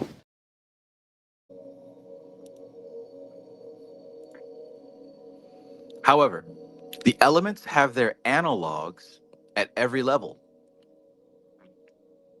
And so the attributions could be made in every Sephirah besides Malkuth, but particularly the central Sephirah on the line of the middle pillar. The cherubic forces of Kether descend the central path from Kether to Malkuth. This is indicated by the cherubic signs about the corners of the universe, the trump of the 32nd path. Malkuth is, of course, the sphere of the elements, and Yesod is its foundation, and being of the second plane, the sphere of contact with the nature forces. Tifereth is the Sephirah from which the elements are controlled. So Tifereth is the Sephirah from which the elements are controlled. It is the Sephirah of the elemental kings, those elementals which have begun to respond to the spiritual vibrations. Okay, right? So you've heard about elementals and you've heard about the kings of the elementals. We'll check that out. So Malkuth is the sphere of the elements, right? So that's the sphere where the elements actually exist. Yesod is the foundation, and Yesod is the sphere of contact with the nature forces. So you've got the raw elementals. On top of that, you've got the sphere of contact of the elementals. But check this out. Right above that, Tifereth, this is the Sephirah of elemental kings. Tiferet is the Sephirah from which the elements are controlled. It is the Sephirah of the elemental kings, those elementals which have begun to respond to the spiritual vibrations. So that's what makes them special. At that level, the elemental forces begin to respond to the spiritual authority of the soul. So when I talk about spiritual authority, I'm literally talking about operating from the Sephirah of Tifereth. Spiritual authority. An excellent place, an excellent place for the attribution of all the court cards would also be the Sephirah Doth. Hmm.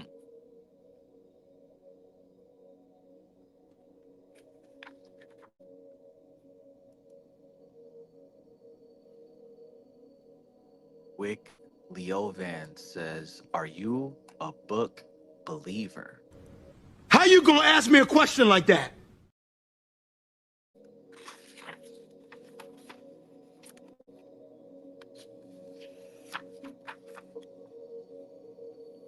All right, so an excellent place for the attribution of all the court cards would also be the Sephirah Doth. Its associated archangels are the archangels of the four cardinal points, each of which has its elemental attribution. East and Raphael to air, South and Mikael to fire, West and Gabriel to water, North and Uriel to earth. And in Kether are the four holy living creatures: the lion for fire, eagle for water, man for air, bull for earth.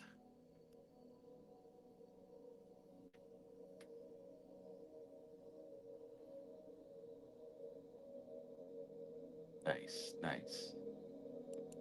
Alan Isaiah says, "The Lord scattered his knowledge and word across many nations." This is one of those nations. He made his word relatable to every kind of person. Interesting, interesting. Weekly Ovan says, "I hate to say, but books don't help." Wow.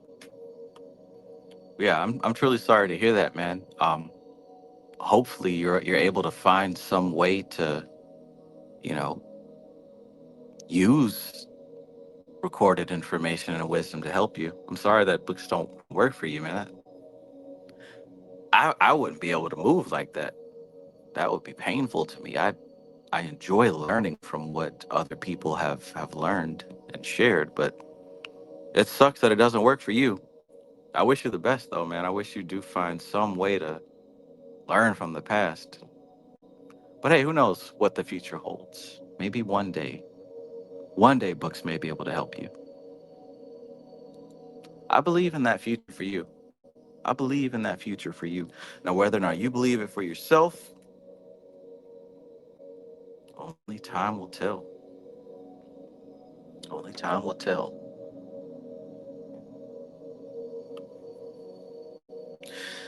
It don't make me Nathan. 15. A further system of attributions is the placing of the court cards down the central sephira. Hmm. The aces go on Kether and correspond to the cherubic aspects of God. The knights on Doth, corresponding to the archangels of the quarters. The queens on Tifereth, corresponding to the elemental kings. And the kings and knaves to Yesod and Malkuth, corresponding to the higher and lower elemental beings. This would be a formula of the heavenly Jerusalem coming down to earth, the imprint of the perfection of the planetary entity upon the primitive elemental forces of planetary being, of the planetary being. The terminology used is that of the cosmic doctrine. Once again, I guess we got no choice, huh? The Tibetan would call the planetary being the planetary entity, and he appears to have no term for what is here called the planetary entity, the pattern to which the planetary being must attain. Another system of correspondences on these lines would be to envisage Sanat Kumara, the Lord of the world, in Kether, the guiding intelligence of the earth, the Archangel Sandalphon in Doth, the planetary entity in Tifereth, and the planetary being in Yesod and Malkuth. Hmm. Hmm.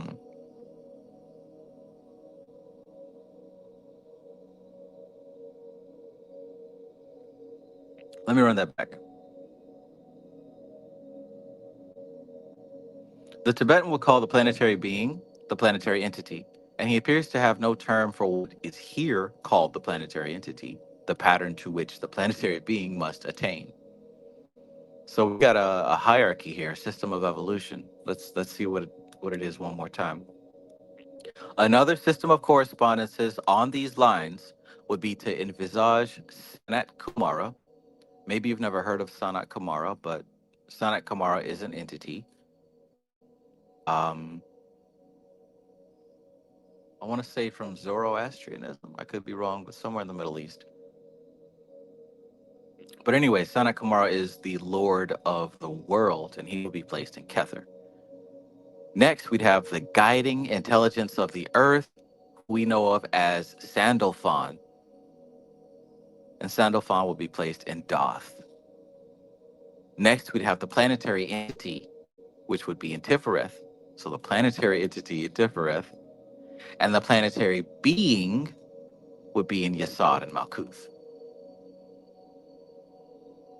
Hmm.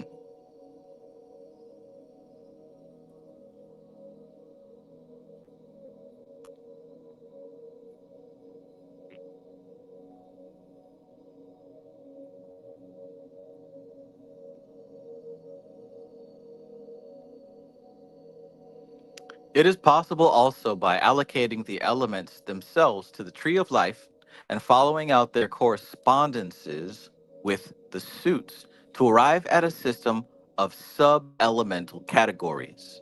The basic elemental allocation is fire to Hokmah, water to Bina, air to Tifereth, and earth to Malkuth. It is to the Sephirah that we have also allocated the four court figures. So, from this line of correspondences, we may consider the Knight of Wands to represent fire of fire, Queen of Wands to be water of fire, King of Wands to be air of fire, and Knave of Wands to be earth of fire. So those of you who were around or who have studied the Tatwas, this should actually you should see a correspondence there, right? We talking Tatwa stuff. Zero, the hero. Peace and greetings, Zero. Zero says, peace, Trav, and everyone. Love you so much. Finally, I get to be here.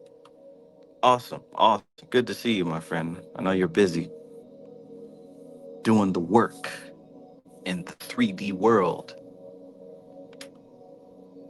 Hope you're having a good night.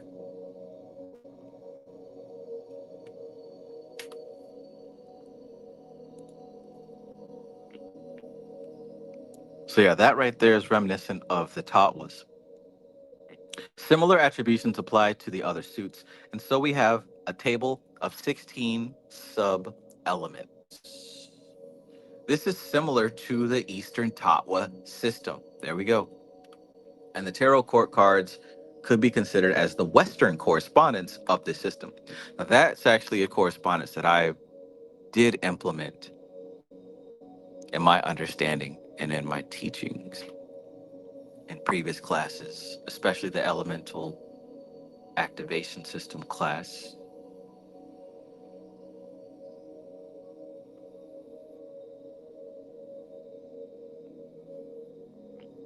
The only thing is the Akash, I would say the Akash element would be attributed to Kether. But anyways, the Tatwa cards are elemental emblems: a red triangle, Agni, for fire, a silver crescent, Apas, for water, a yellow square, Prithvi, for earth, and a blue circle, Vayu, for air.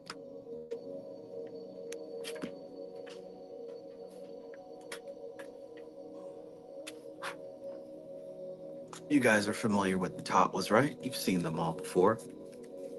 But as you see, he did not mention Akash. So we got the red triangle for Agni. Red triangle for Agni. We got the silver crescent for Apas, which is water. We got the yellow square for Prithvi, which is earth.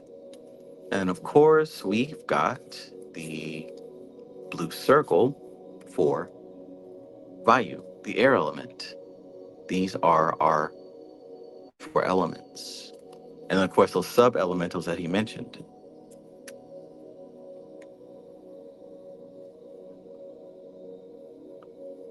These are formed into representations of the sub-elements by counterchanging each sign with a small representation of every other. Additionally, in the Tattva system, there is the black egg, Akasha. You see, the black egg. That's my favorite one.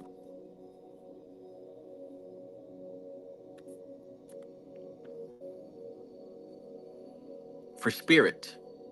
And this, of course, corresponds to the tarot ace. Yep. As there is no suit representing Akash, the total number of tarots in this arrangement is 20, as opposed to 25 Tatwas. Nonetheless, it is surprising that the Golden Dawn thought it necessary to introduce an Eastern system into the Western tradition when the court cards of the tarot could do just as good a job, probably better, as they are indigenous to the West. Well, I don't see how it could be better, but hey, I'm sure he has a good reason to say that.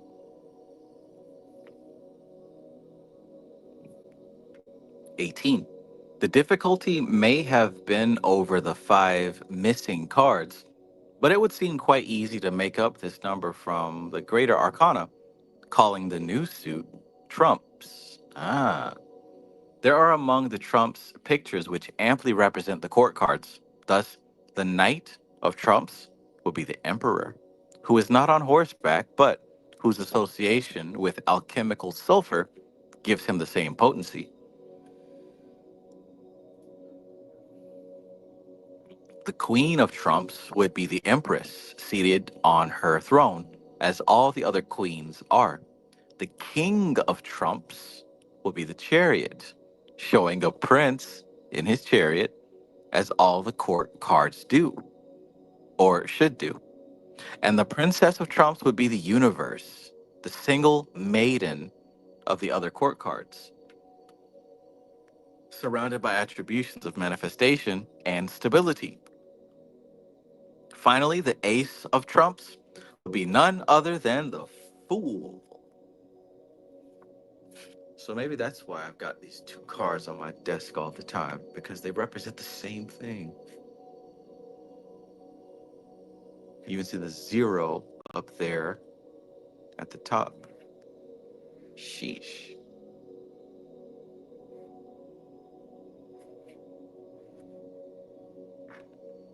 Twin, where you been?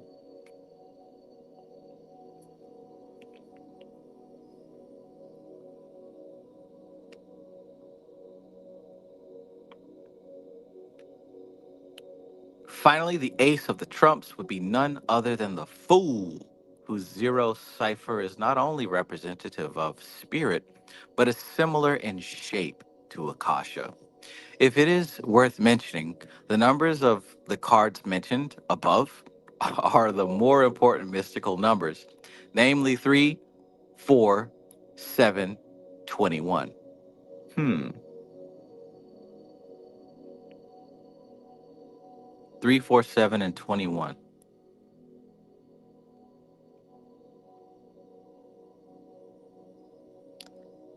Nothing comes to mind immediately for me, but I'm sure there's something there.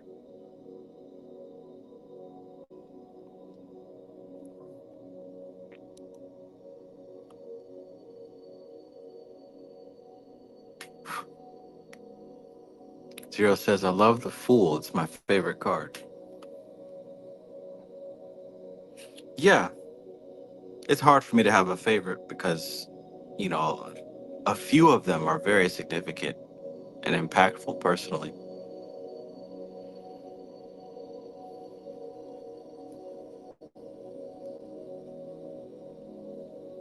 But yeah, ever since reading what Gareth Knight had to say about the Fool card, that most certainly gave me a great respect for that energy. Especially the part about, the Fool might be a new manifestation, but he ain't the first. And behind him, he has an entire lineage, an entire history, an entire archive of primordial manifestation at his disposal whenever he chooses to access it.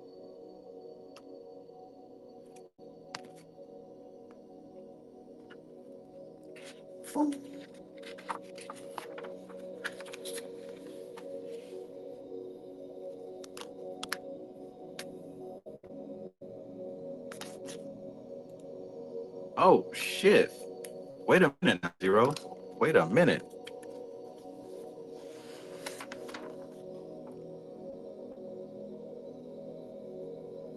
Damn, dude. I think you just hit the nail on the head with that one. You just hit the nail on the head with that one.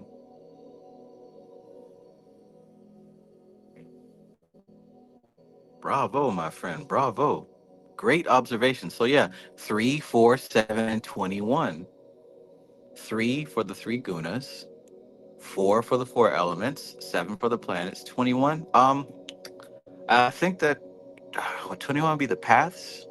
Could we say that 21 would be the paths?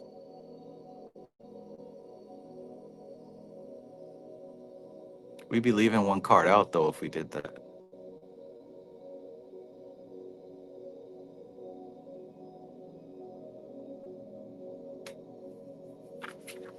It makes sense somewhere. It makes sense somewhere.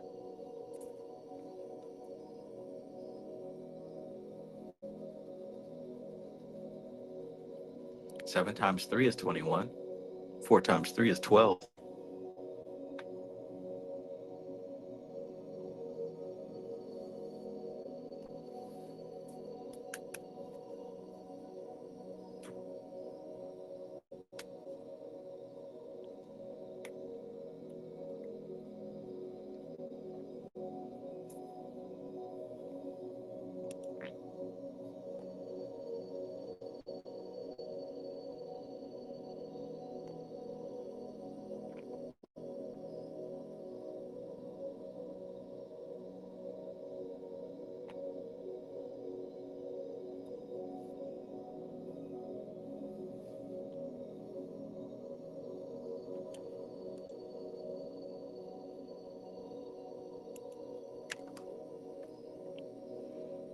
All right, so let's keep going because I'm seeing these numbers down here as well. He might give us a little bit more insight. 19. There is very much more than mere accident in the numbering of the tarot trumps, and experimentation along these lines can be very interesting.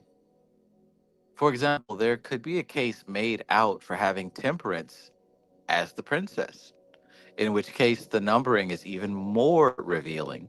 The first two numbers added together give the third. 3 plus 4 equals 7. And the sum of these three reveals the fourth, temperance. 3 plus 4 plus 7 equals 14. In such speculations, however, let us always remember the reality that is Ariadne's thread to prevent us getting lost in a maze of symbolism and cipher. The Minotaur, incidentally, who lived in the maze, was the product of an unnatural lust of a human being for a beast, whose sacrifice was denied to the gods. It is thus well emblematic of the result of symbol worship. It is also significant that the highly ingenious Daedalus was a party to the perversion and built the intricate wooden cow in which Pasiphae lay to satisfy. Oh. Golly, man. That mythology is something else, huh? So it's also significant that the highly ingenious Daedalus was a party to the perversion and built the intricate wooden cow in which Pasiphae lay to satisfy her lust for the sacred bull. So he really built a wooden cow and she climbed inside of it and tooted up. And this bull came along and then they ended up making a half bull, half human baby that we call the Minotaur. She really got inside of that wooden bull and backed it up against the hole. That is insane. Well, hey, nothing new under the sun, right? Folks are still doing that and far worse. Whatever may be said against the symbol worship, the love for the object and not the reality for which it stands, which is kind of like the current status of love, right? Men don't really love women, they love the idea of women, and women don't really love men, they love the idea of men, so on and so forth. The love for the object and not the reality for which it stands. The methods of the symbol juggler can never be accused of lacking ingenuity.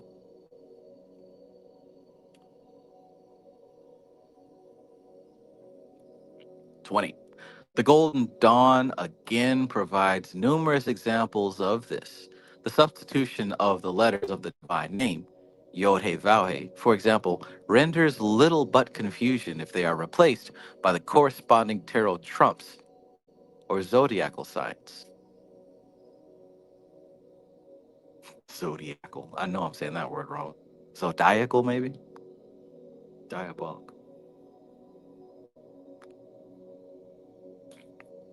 Yet this was a favorite Golden Dawn device.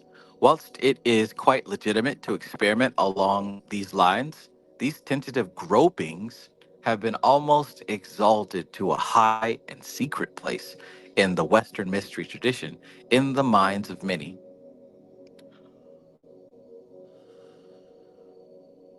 The reason for this is that many books on the subject are little more than pastiches of the Golden Dawn knowledge papers. Genuine results of individual experiment and experience are all too rare, and so much that is dead letter is handled blindly on from one generation of occult writers to another.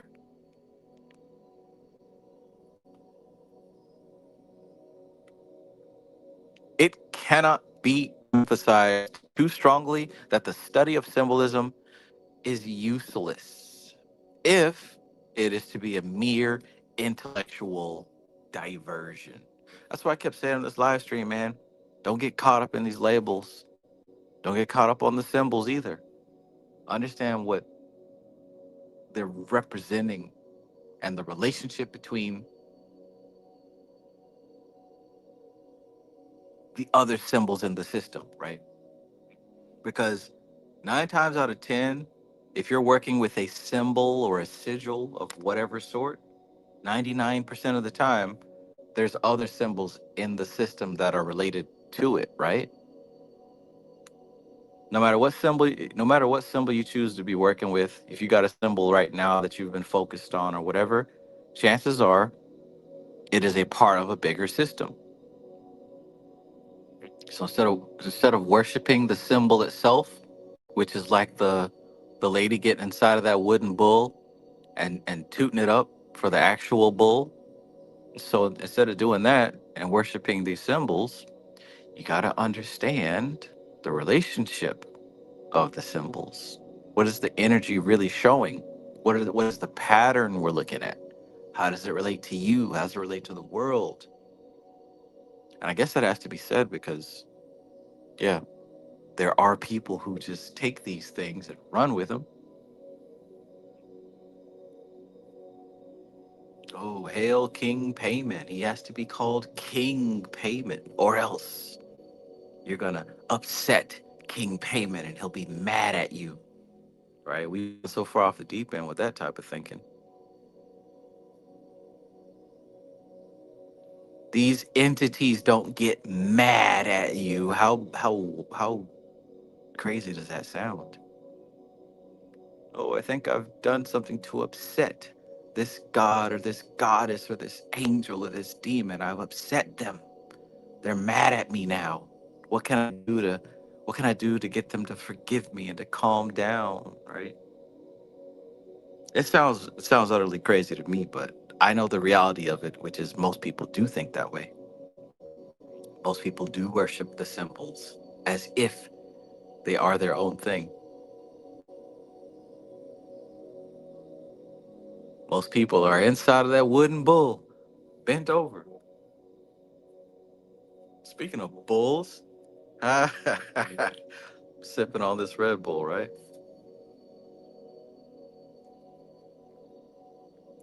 You can do what you want. I don't give a damn. But I recommend you do things the correct way.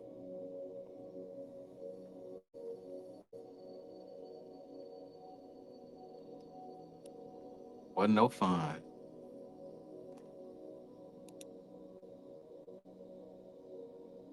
But now at 144 Magnolia Street, I seen through the window of that house. They was in white robes fucking one another in the air like a choo-choo train.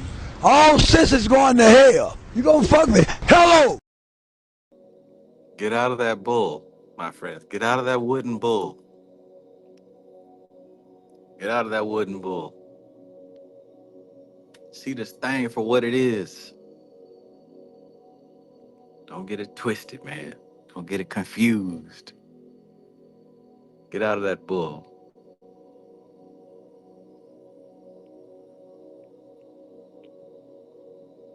So it cannot be emphasized too strongly that the study of symbolism is useless if it is to be a mere intellectual diversion. Though there are some magical techniques with symbols that are not without risk, at least a belief in the powers behind symbols, even if it verges on superstition, is a healthier state than the internal stagnation brought about by the accumulation of intellectual data. This is basically the difference between the esoteric and the exoteric approaches to mysticism.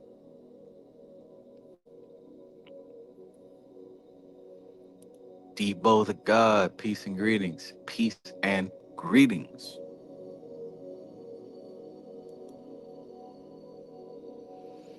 22. Given the necessary self discipline and a basic knowledge of the symbols of the Western tradition, the way is open to the heights of spiritual progress and occult knowledge, and no one else can impose any limitations or bar the way. The only other qualification is that having selected a system, one should stick to it For otherwise, confusion and consequent waste of time and energy will almost inevitably follow. Whatever system that you are in, you might as well stay with it till the end because it doesn't matter. None of these systems are true. Everything is permitted.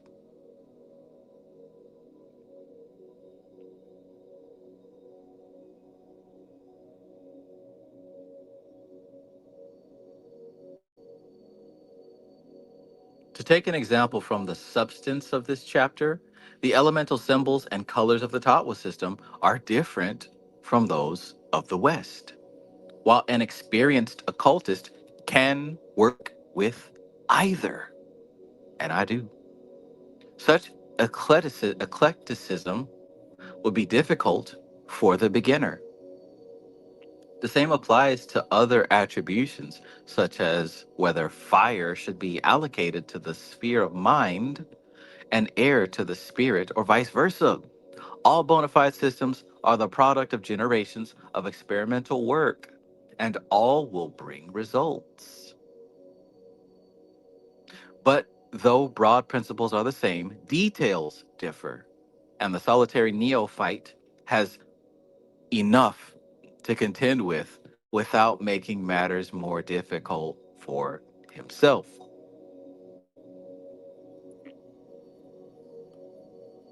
Whatever system you picked at this point, you might as well just stick with it and see it through.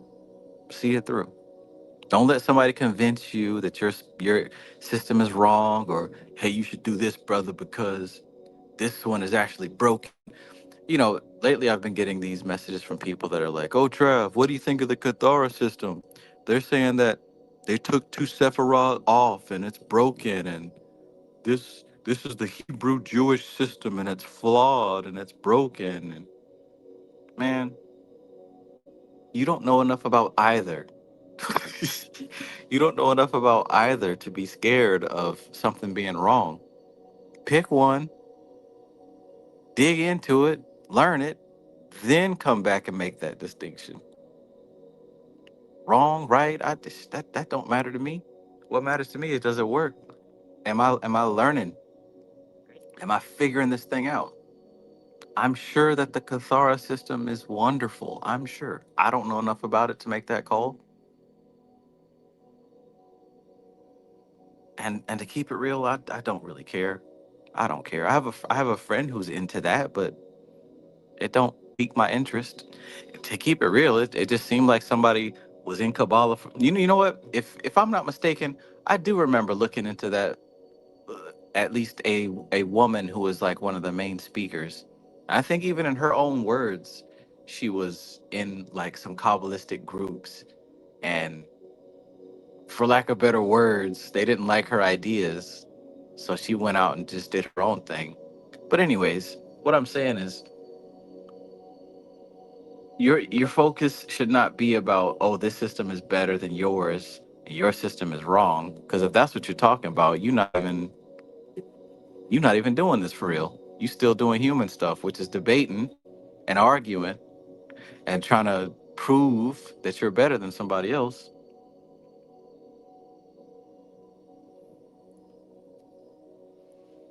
But hey, what do you expect? What do you expect? Humans are going to do human stuff, and that's okay. Just don't expect me to do it with you. Don't expect me to do it with you. Because I got a license. Hey, don't forget my gun. I got a goddamn license. Hey, don't. I got a license. K, peace and greetings.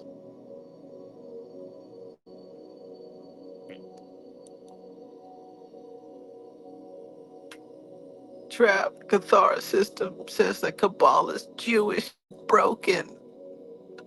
Okay.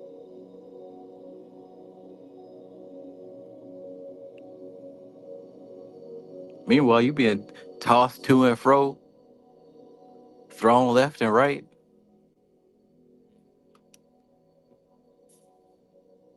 Can't even name all 10 Sephiroth. Talking about the Kabbalah is wrong, is broken, is distorted. You can't even name all 10 Sephiroth. Talk about the Kabbalah's distorted.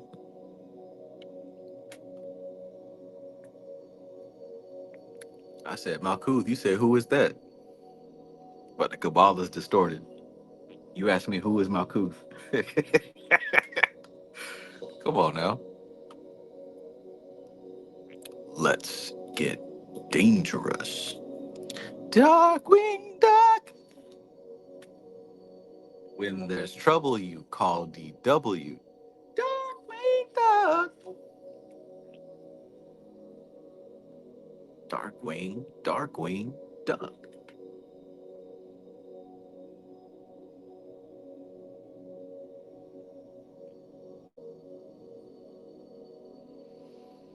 Hmm.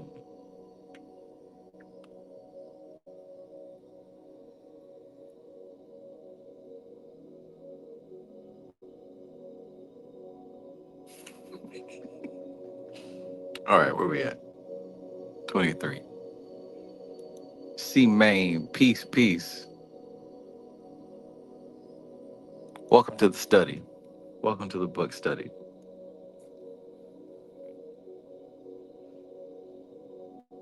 All right, we'll read that again. All bona fide systems are the product of generations, right? Generations of experimental work, and all will bring results. But though broad principles are the same, it's the details that differ. And the solitary neophyte has enough to contend with without making matters more difficult for himself. 23. The basic symbolism of the Western tradition has been propounded in the 2 volumes of this book in more than adequate profusion. So much can be shown, but real progress is up to the application of the individual. Amen to that, right? Amen to that. No matter what you are doing, no matter what you're doing, if you're gambling on the gambling app or you're learning about Kabbalah, so much can be shown, but real progress is up to the application of the individual. You got to step forward and do the thing. You got to actually do the thing. Talking about it only goes so far. It only goes so far. And if you're really doing it, you'll see that talking about it don't really do much for you. Don't really do much for you. You ever been in something like you've been doing something and then you meet up with people who just talk about it? Like, do you see like the energy ain't even there? Like, you don't even want to have a conversation with them because it's like you can tell they don't know what they're talking about. You got to be about it. You got to walk the walk. You got to get your repetition in, your practice in. Get your feet wet. Get your hands dirty. I know you want to wait to make sure you understand it before you get it right. But sometimes you only understand it and get it right when you actually do it.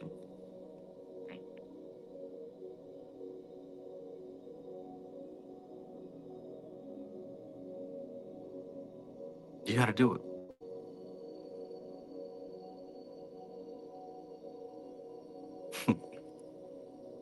Rosa Flame says, I don't know, Gareth Knight. That chapter on the hanged man was pretty weak. Oh, man. Can't be serious. How you gonna do Gareth Knight like that, man? Damn. Man, why you do me like that? You ugly motherfucker, you. Damn. You fucked me up. How you gonna do Gareth Knight like that, man?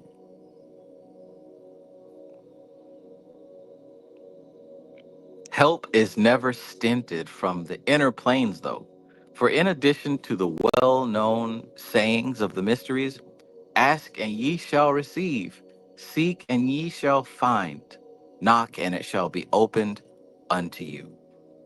There is the other half of the formula contained in the words of our Lord.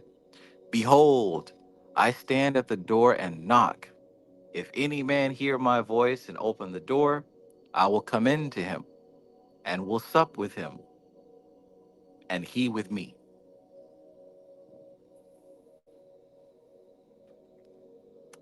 Jesus on the main line. Tell him what you want. Jesus on the main line. Tell him what you want. No one is left to struggle unaided, however much appearances may appear to prove the contrary.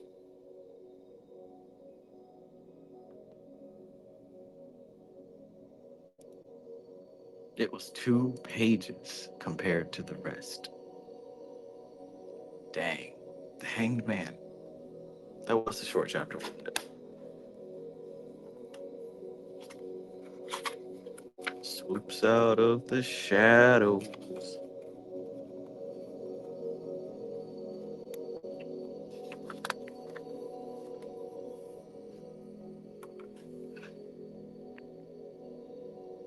Ah.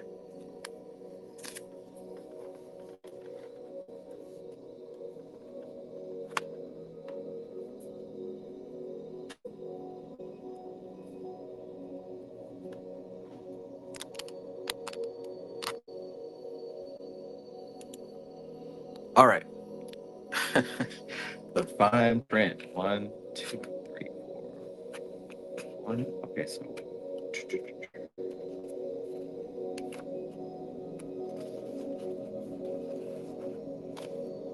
All right, so let's get to the fine print. We're going to talk about the actual design on these cards.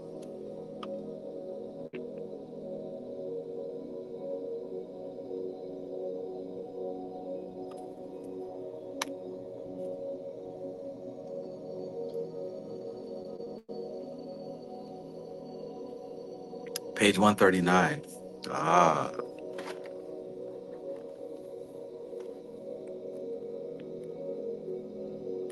When there's trouble, you call DW.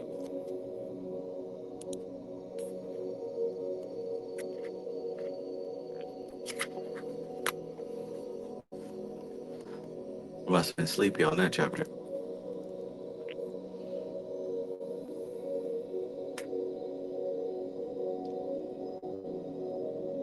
Water Temple of Pod.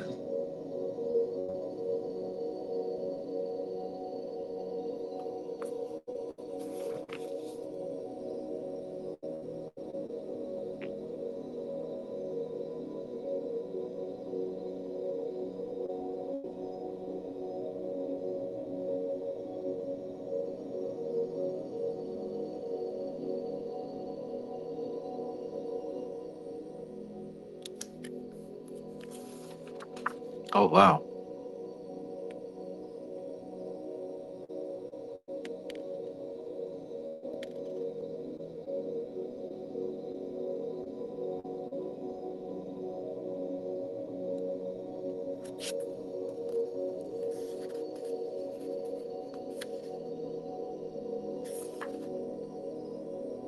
Hmm.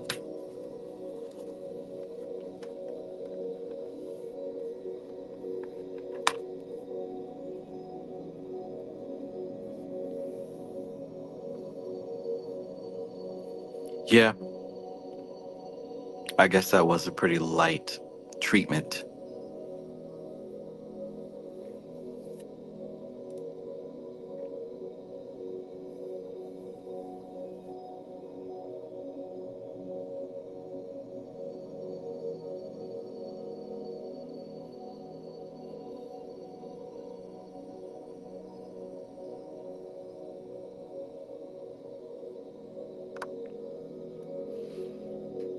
All right, well, notes on the design of the aces and court cards.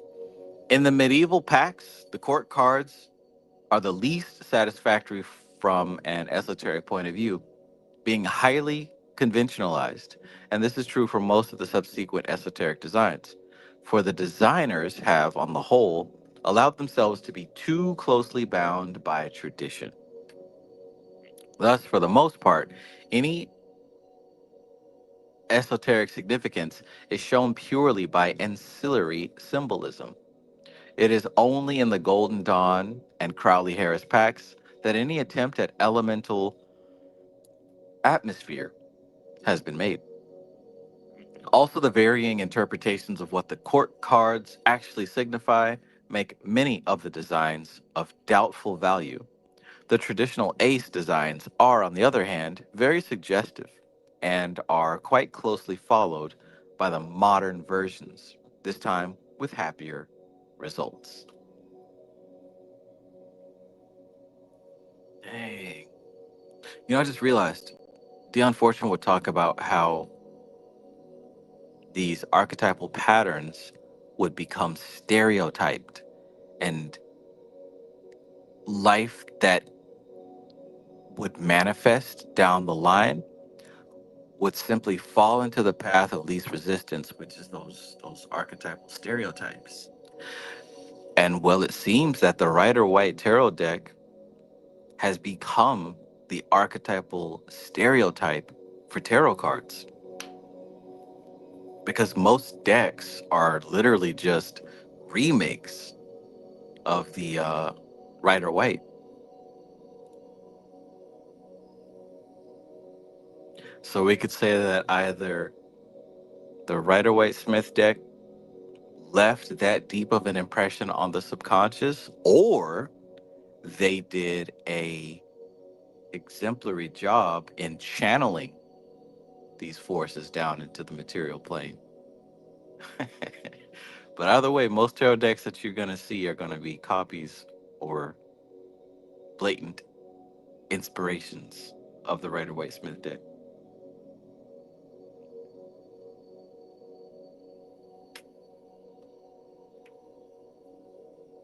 Anyways, it is only in the Golden Dawn and Crowley Harris packs that any attempt at elemental atmosphere has been made. Also, the varying interpretations of what the court cards actually signify make many of the designs of doubtful value. The traditional ace designs are, on the other hand, very suggestive and are quite loosely followed by the modern versions, this time with happier results. Wands. The traditional Ace of Wands is a huge club wielded by a radiant angelic hand appearing from a cloud. The club has three lopped off branches, and there are either yods or flowers and fruit falling about it. The Golden Dawn followed this tradition and made the yods 22 in number, divided into groups of 3, 7, and 12 to indicate the mother. The mother, double, and single letters of the Hebrew alphabet. As wands is the suit of fire, they also made the yods flame like and gave the whole an appearance of a burning torch. This was followed by the Crowley Harris card, which is more geometric in shape to give the impression of dynamic force, and with 10 yods for the Sephiroth in the form of flames coming from the club like torch. Weight gives a hand appearing from a cloud, holding a stick with budding branches, 10 leaves on it, and 8 falling off. There is usually no intentional significance in Waite's numbers. Case also gives a hand appearing from a cloud, but it holds a diamond headed scepter with 3 segments on the shaft, not a club. The diamond at the top of the scepter is white and surmounted by 10 yods in pyramid formation, and the diamond at the further end is black. This pattern of scepter is used throughout the whole suit. Knapp also uses one design for the scepters of the ace and of all the other cards of the suit. In his case, one with a trefoil top and a pointed base. It's almost like they used omni reference and placed it on 1,000. The ace has traditionally a triangle superimposed on the trefoil and a rising sun in the background, while above the scepter is a line drawing of a circle over a triangle over a square. The Egyptian ace is a simple Egyptian phoenix wand without further attributes except for the stars of the appropriate Decant constellation. The traditional designs of the court cards usually show the knight on horseback with a round club like the ace. The queen seated with a huge bulbous scepter, the king seated with a scepter more closely resembling the wands of the small cards, and the valet or knave standing with a shorn branch, something like the uprights of the gallows on Trump 12, the hanged man. The knight and king have lemniscate hats, the king's being a crown additionally. The knave has a somewhat nondescript hat, and the queen has a crown. The Golden Dawn Knight is winged and riding on a black horse with a fiery mane and tail. He has a winged Norse helmet with crown, mail armor, and a scarlet mantle. His crest is a winged black horse's head, and he holds a club, like the ace, with flaming ends. The queen has long red gold hair and is throned above flames. Her robe open to disclose mail armor, but her arms bare. Her crest is a winged leopard's head, and a leopard crouches by her side. The wand has the traditional bulbous conical head. The king has white wings and a golden winged crown. His chariot is drawn by a lion over flames, and his crest is a lion's head.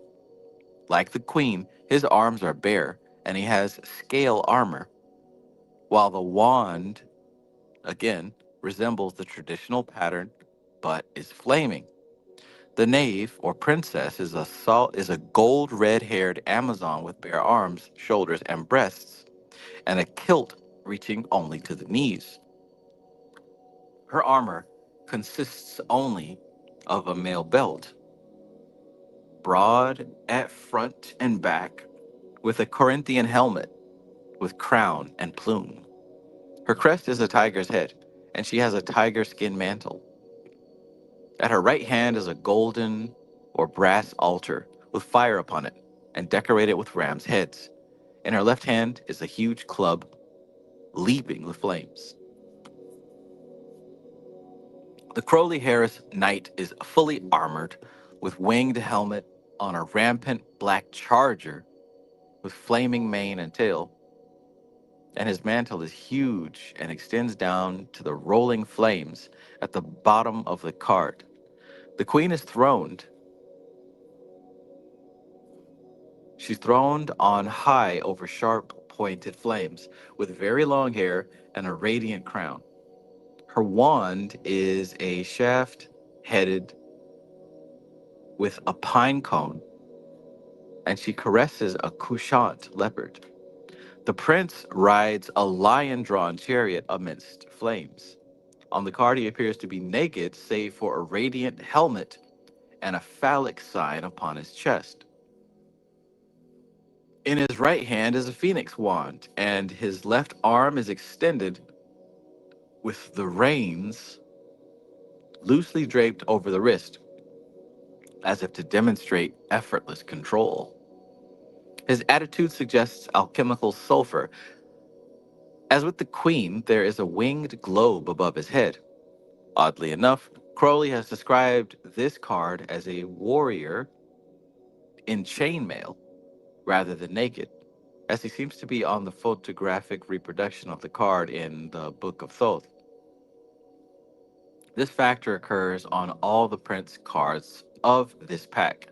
The princess is naked and leaping in a yod-like flame, pulling a tiger skin behind her by the tail and holding a wand topped with a radiant sun. Her headdress is two flaming plumes, and nearby is a ram's head altar with flames upon it.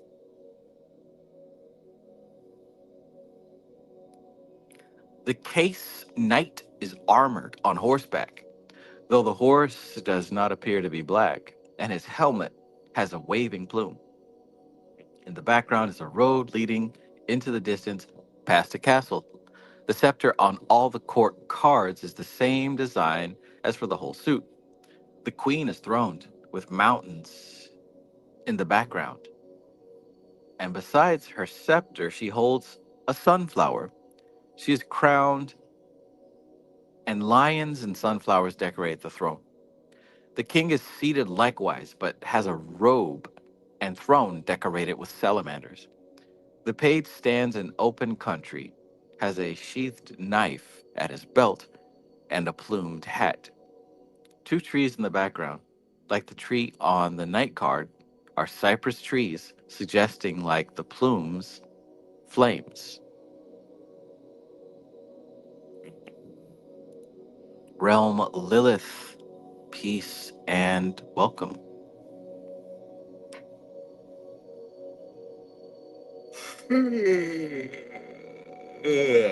Uh-oh. Race against time.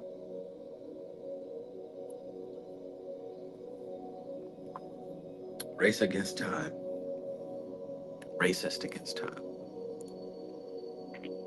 Most of Case's symbolism follows weights, except that weight shows pyramids in the background of the knight card and the salamander design on the knight's surcoat.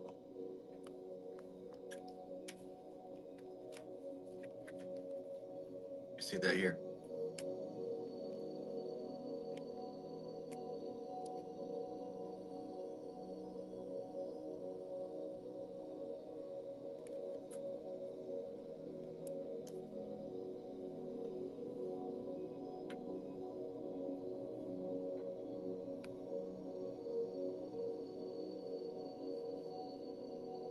Cases and weights, queen and king, are the same in symbolism, if not in draughtsmanship, except that weights shows a salamander by the king and a cat in front of the queen.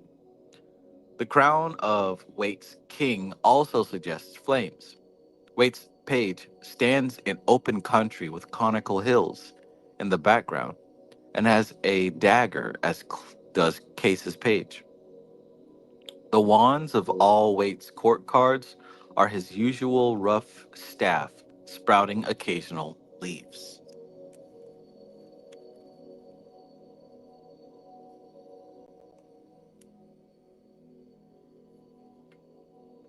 Nap's knight is in full armor, his horse accoutrements embroidered with crosses.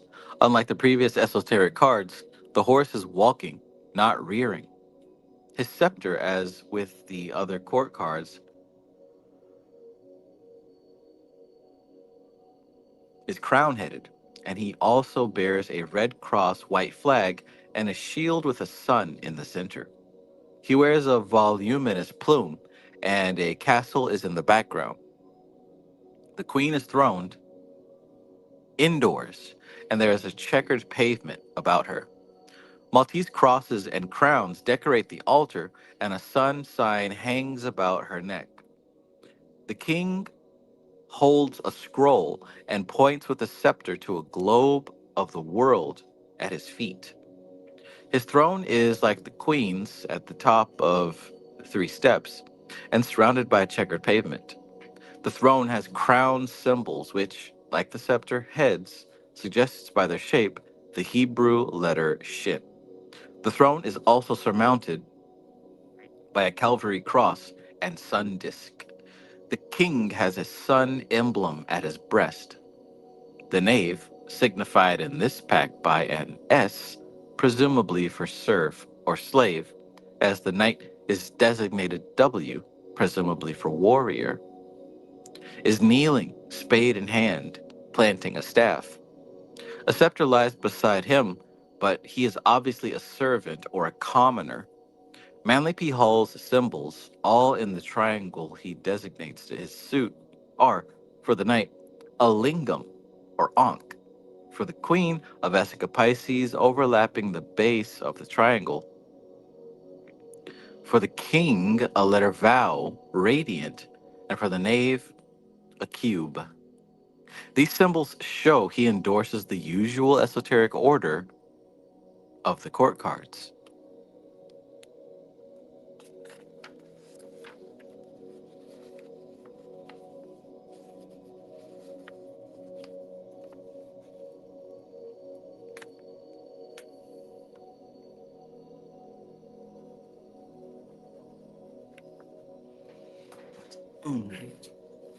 The Egyptian court cards show a horseman writing in a scroll with a rainbow in the background, a queen being offered jewels by a black slave girl, a king rushing sword aloft in his battle chariot, the Horus hawk above him, and the Jack, a youth shooting a bow and arrow.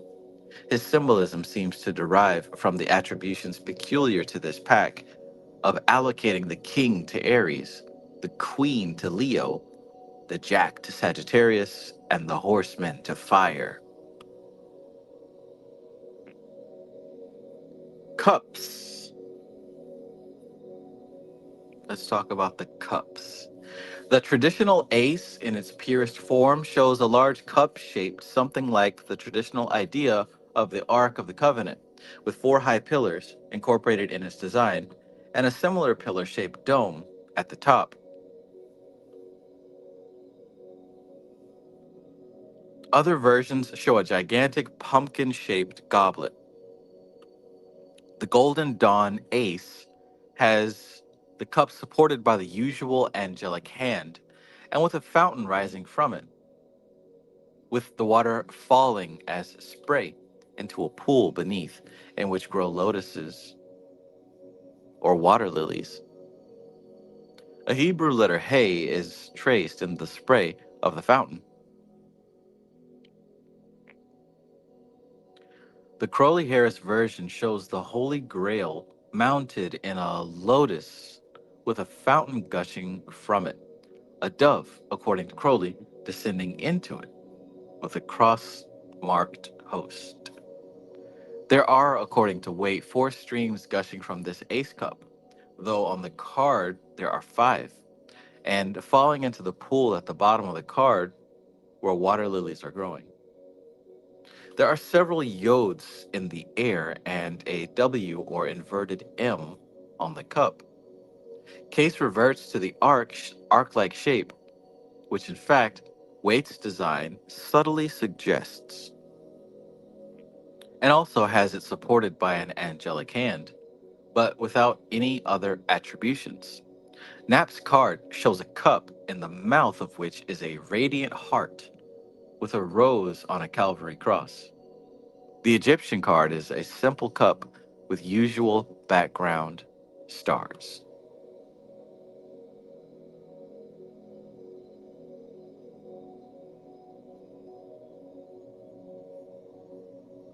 The traditional knight is bareheaded and, as usual, on horseback. The queen is crowned and throned under what seems to be a pavilion. The king is throned indoors and has a double lemniscate hat crown. His cup is the only one not to bear crosses at the base. The valet or knave is bareheaded and carries his hat in one hand. There is, however, a fillet above his brow. A flower blooms nearby.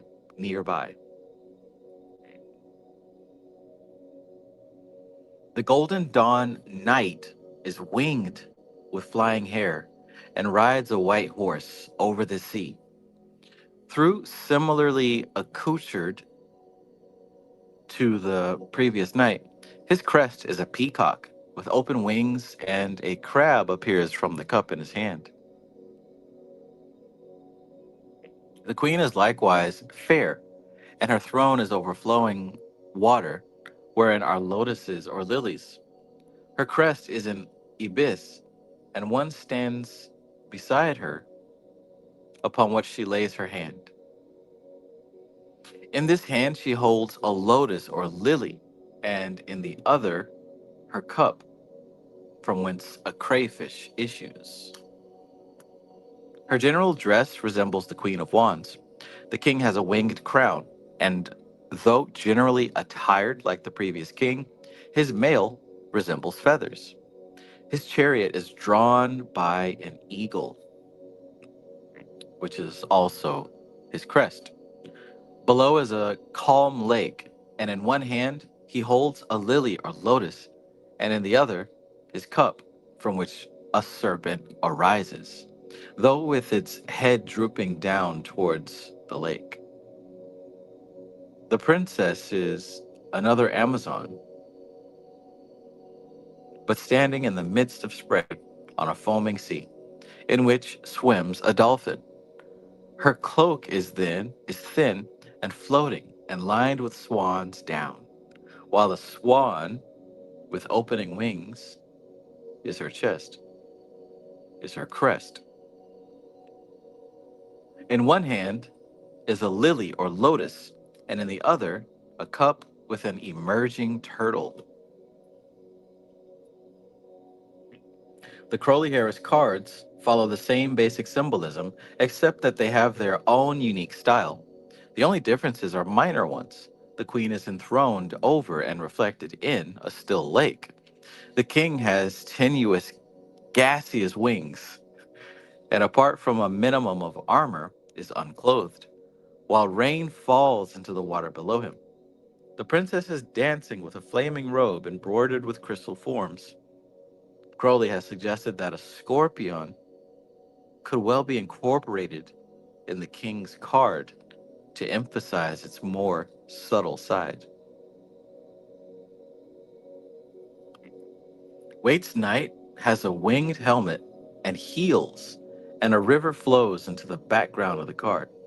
The queen holds a complicated arc-like form of the cup and sits on a seashore. Her throne is rounded at the top like the inside of a pumpkin and is decorated with representations of mer children. The king's throne actually floats upon the sea with ship and dolphin in the background. The back of the throne is lotus shaped, and he holds, in addition to the usual shaped cup, a short lotus scepter. The page has a lily embroidered coat, and standing with the sea in the background, gazes at a fish emerging from his cup. Like Waite's knight, Cases has dolphin decorated harness, but rides by the seashore and has no wings about his person.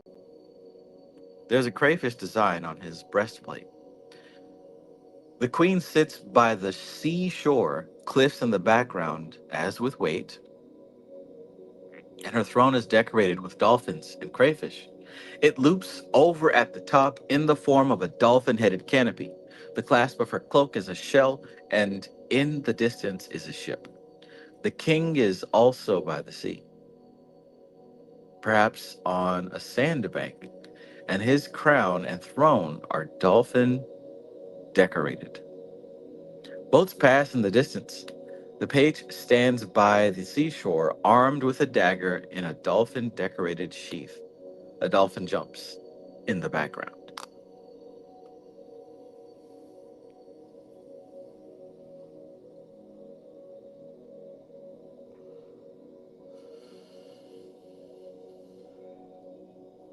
Lord.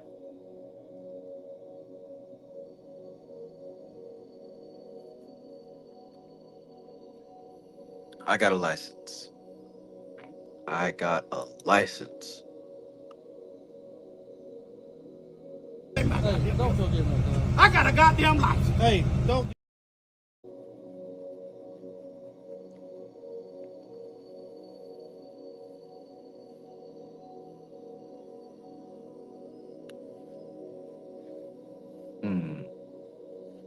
Okay, the Nap Knight is standing with a huge sword and shield before a castle.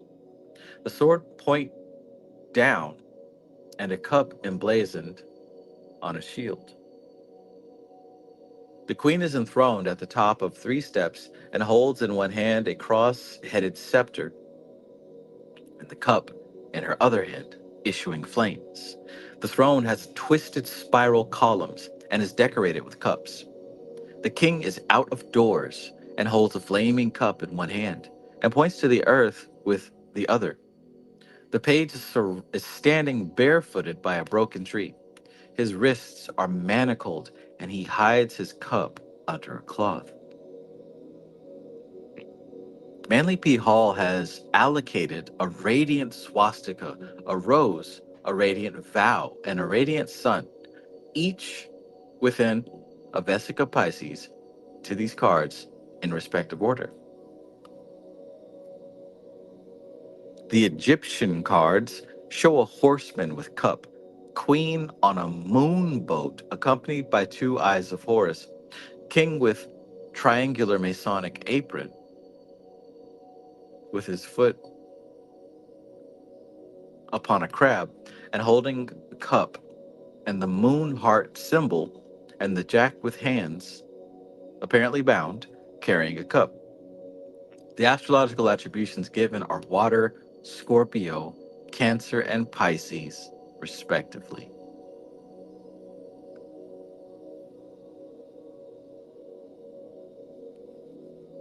Swords.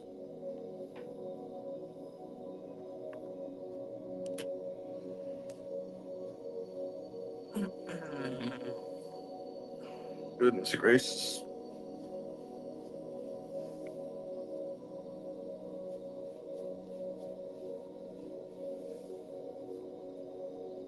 The fine print. The fine print. Y'all all right? Y'all all right?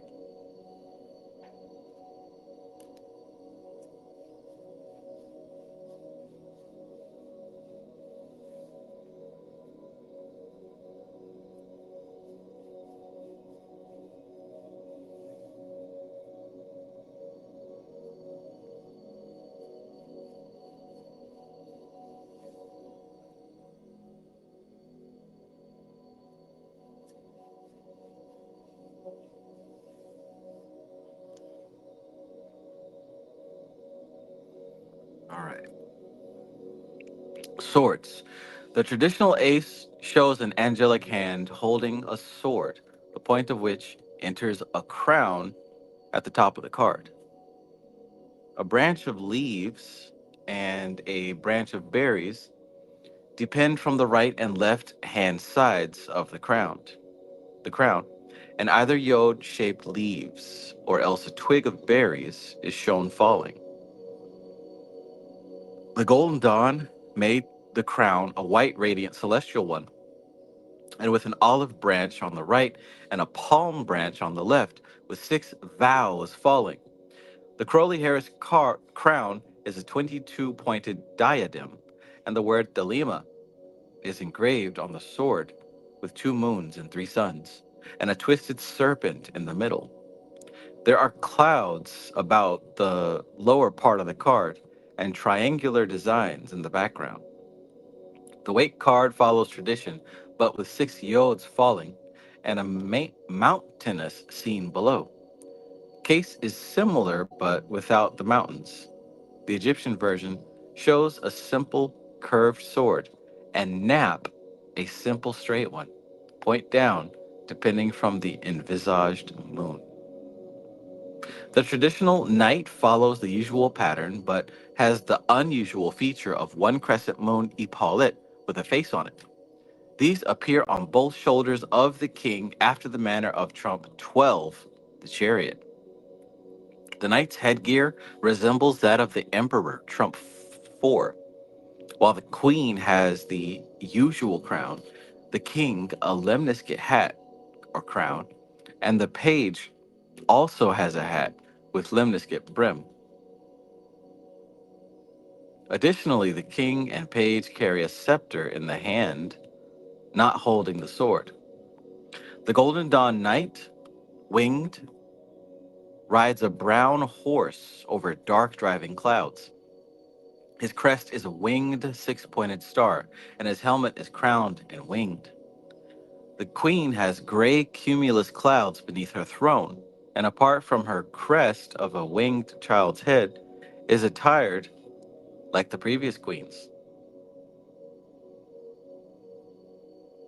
In her free hand, she holds a newly severed man's head. The king has wings and a winged crown and drives a chariot over gray nimbus train clouds. Gray nimbus rain clouds. His crest is a winged angel's head with a pentagram on the brow, and he carries a sickle in his free hand. almost naked butterfly-winged youths, arch elementals. Ah, okay, yeah. That's the one we saw the chariot. He's being pulled by these two fairy-looking twins. So almost naked butterfly-winged youths, arch elementals, draw the chariot. There are also butterfly wings on their wands and the fillets they wear. The wands are each surmounted by a pentagram, and the fillets have a pentagram design on them. The princess is an Amazon, giving the impression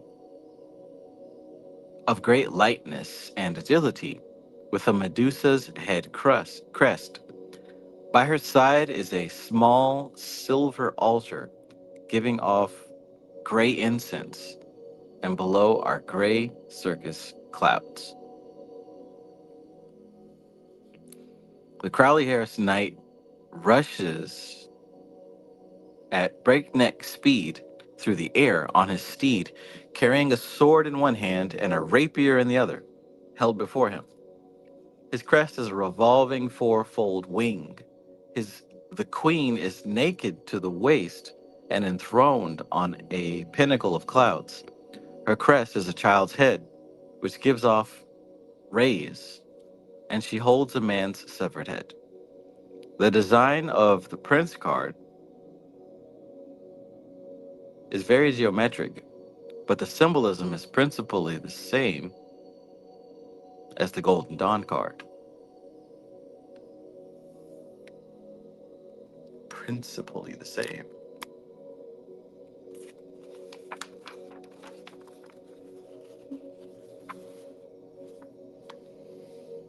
The priestess is helmed and ready to fight. As with the Golden Dawn card, there is suggestion of Artemis or Minerva. The altar by her has no fire or smoke issuing from it. About her are angry driving clouds.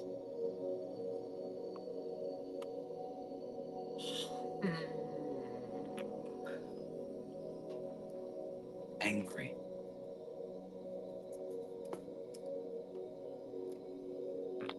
Waite's Knight also is rushing headlong, but through a wind-swept scene. The queen is seated in the open, and a winged child's head decorates the throne.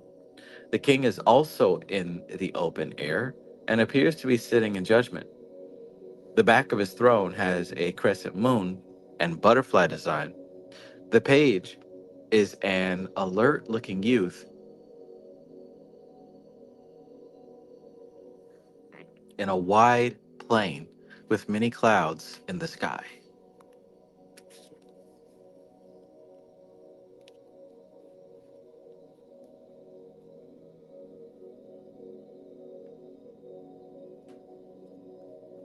Case follows Wake closely, but with a few additions. The knight has a winged helm and harness embossed with a winged sphere. The queen has cloud and butterfly emblems about her person. The king is equipped with a book, and the page has a satchel at his waist similar to that carried by the fool. Trump zero. There is little to remark about Nap designs, as they have little additional symbolism to the bare personages. The knight is on horseback, and the usual thrones of queen and king are decorated with orbs surmounted by Calvary crosses. The knave's wrists are manacled. Hall's symbols are based upon the cross he uses peculiar to this suit. A circle on a line-drawn tau. The knight's has another smaller one slanted across it. The queen's is superimposed by a Vesica Pisces. The king has a vow in a circle, and the knave transfixes a cube.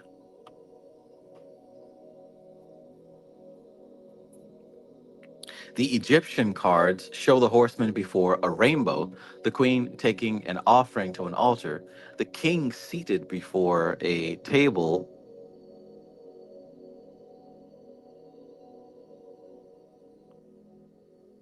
Hmm. The king seated before a table on which is a vase and other objects, the jack kneeling before an empty throne. The horseman is allocated to Earth and the queen, king and jack to Virgo.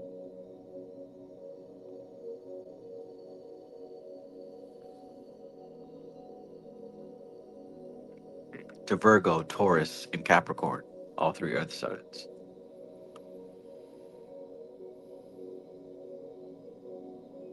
Hmm.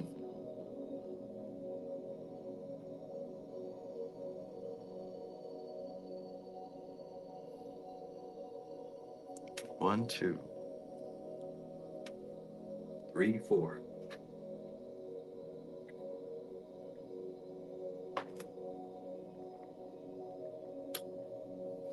All right, so discs. Let's talk about these discs as we wrap up this particular chapter.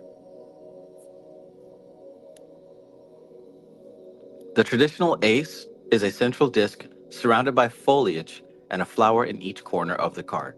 The disc itself often has a central four-petaled flower design and is of four concentric circles with a 12-fold pattern all around. The Golden Dawn complicate matters by having an angelic hand holding a rose branch with the disc upon it, and overhead a small winged circle surmounted by a Maltese cross. The real Coupe de Villain. Peace, peace.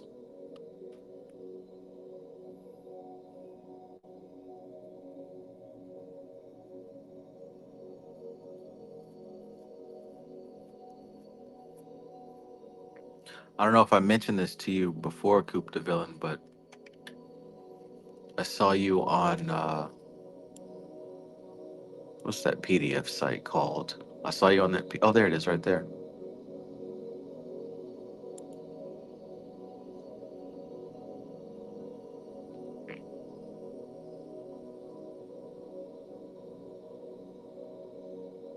I'm sure you know the one I'm talking about.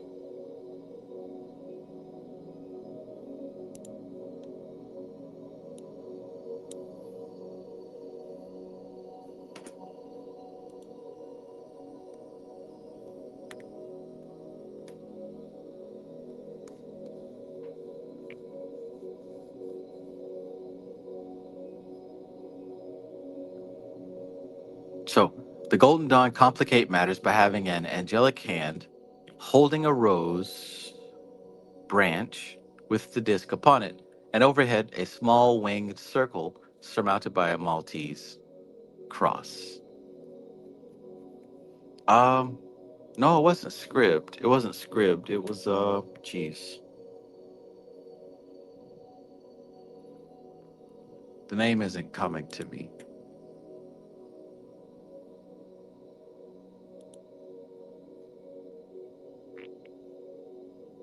Uh, KU PDF. KU PDF. That was the site. KU PDF.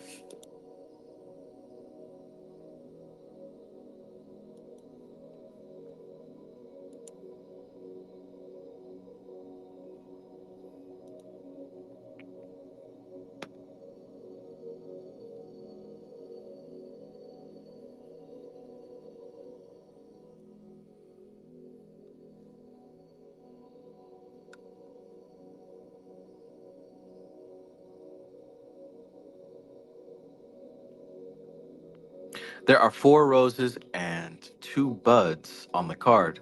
The disc itself is of five concentric circles with a white center charged with a red Greek cross and from which 12 white rays radiate. The Crowley Harris ace contains some very fine symbolism, notwithstanding his personal appropriation of the center by placing his assumed magical name around the disc and his number. 666 in the middle, with his favorite phallic philosophic symbol. The disc is like a rose-colored jewel, which, if visualized in 3 dimensions, would have 22 facets. In the center is a decangle, the 10 of Malkuth and the number of the Sephirah, and also a heptagon representative of the 7 planes. The whole disc has 6 wings, representing the close relationship between Tifereth and Malkuth, the kingdom that is to come to earth. Weight and case have an angelic hand holding a disc on which is inscribed a pentagram. And on Waite's card, there is also a flower garden, flowery, with a flowery arch leading to high mountains in the distance. Nap shows a golden coin superimposed on a pentagram with golden rays and a crown surmounting it. The Egyptian ace is a simple disc divided into fourfold symbolism. The traditional designs of the court cards follow the usual pattern for the others. The king and page have lemniscate hats, the former also with a crown.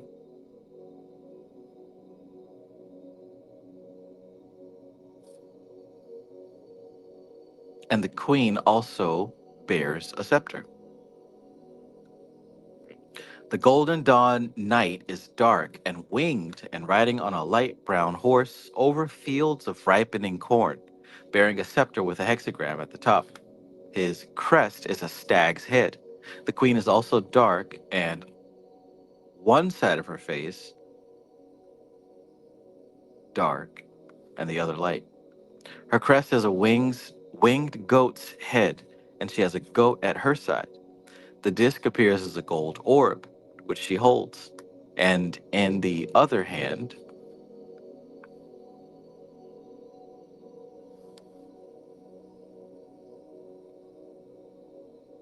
she holds a cube-surmounted scepter. All about her is dark, sandy earth. The king's chariot is drawn by a bull, and his crest is a winged bull's head. He is winged like the queen, has an orb of gold, but held downwards, and a scepter surmounted by orb and cross. He drives over a land of flowers.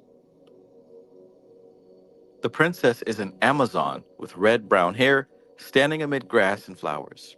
She suggests Hera, Demeter, and Persephone. Her crest is a winged ram's head, and she wears a sheepskin cloak. The scepter she holds is surmounted by a circular disc. The Crowley Harris Knight is a short, sturdy warrior seated on a heavy Shire horse. His stag head crested helmet is thrown back, and he bears a large, heavy, circular shield and flail. There is a luxuriant foliage about him, and cultivated fields in the distance. The queen looks across a desert wherein a stream winds, fertilizing it, and oases are springing up. She has huge spiral horns on her helmet and holds besides her disc of interlaced circles, a long scepter headed with a cube in which is shown a 3-dimensional hexagram. Her armor consists of small round scales, and by her a goat stands upon a globe. The symbolism of the prince follows at the Golden Dawn, though the style is, of course, totally different. His orb is a globe marked with mathematical symbols so that it resembles almost a gyroscope. Like the other princes, he is almost naked. And there are emblems of flowers and fruit all over the chariot and background. The princess stands in a grove of trees by an altar shaped like a wheat sheaf. Her disc is like a rose with 3 rows of 12 petals and a Tai Chi 2 sign in the center. Her crest is a ram's head, and the diamond head of her scepter is held to the earth. Waite's knight sits on a heavy black standing horse in the midst of rolling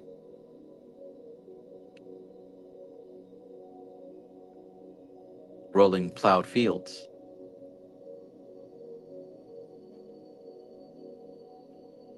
The queen sits in a flowery bower surrounded by verdant growth.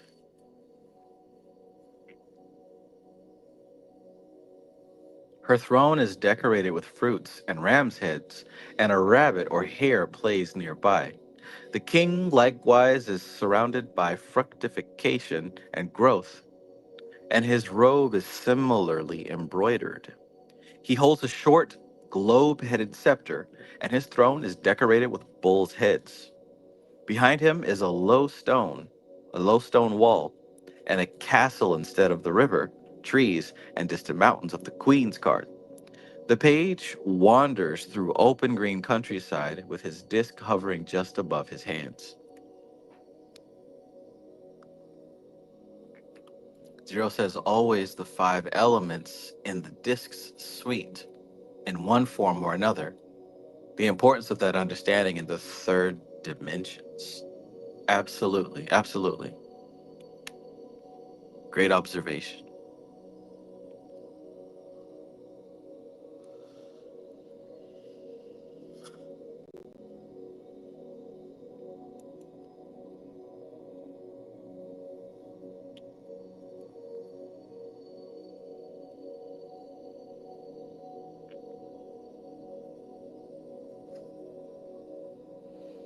Case's knight and horse are not so heavy as the foregoing.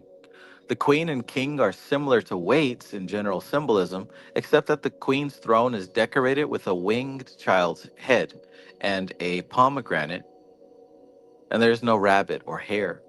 There is no stone wall behind the king, but otherwise the symbolism is the same. The globe on his scepter is more obviously a globe of the earth. The page stands on a road with a castle in the background and has flowers in his hat and is armed with a dagger or sword sheathed. The Nap Knight has no horse, but stands with a heavy sword, point drawn, and has a long shield inscribed with a pentagram in a circle and a red lion, rampant. The queen is throned at the top of 3 steps and has a cross at her breast and bears a crowned globe scepter. The king is standing with a similar scepter by a chest of gold coins. The knave is in prison, chained by the ankles to a treasure chest. He lifts his hands to the barred windows, through which a sun emblazoned with a white pentagram shines.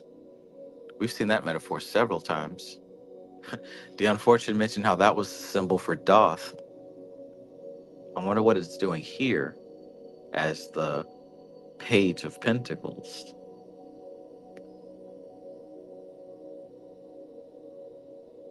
Hall's symbols, all inscribed upon a cube, are the circle surmounted Tau, or Ankh, Vesica Pisces, Radiant Vow, Cube. The Egyptian horseman stands before a rainbow holding a money bag. The queen sits holding out in extended arms a sistrum and a balance. The king is Osiris throned, and the jack is reading a scroll. The horseman bears the sign of air, and the other cards the signs of Libra, Gemini, and Aquarius.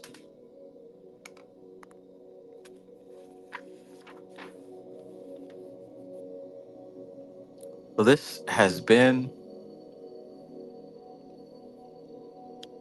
a chapter about the court cards in Gareth Knight's A Practical Guide to Kabbalistic Symbolism. We have reached the conclusion of tonight's book study.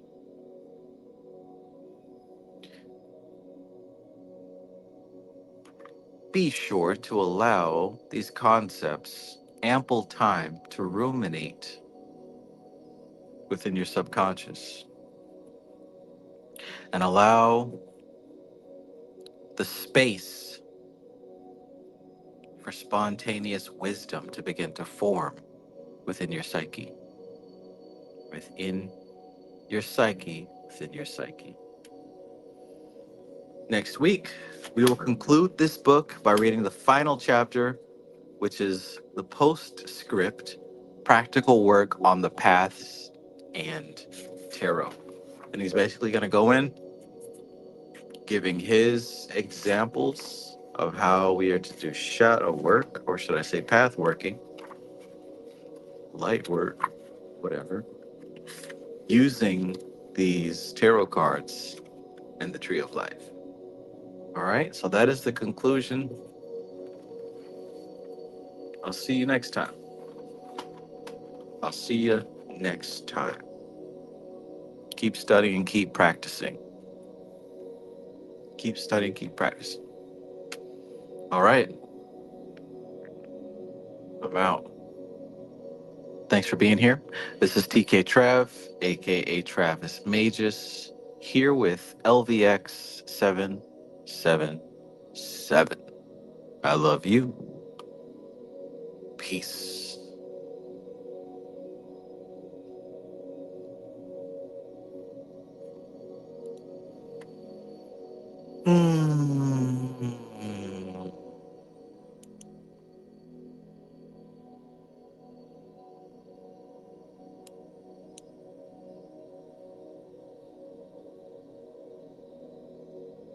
Thank you. Thank you.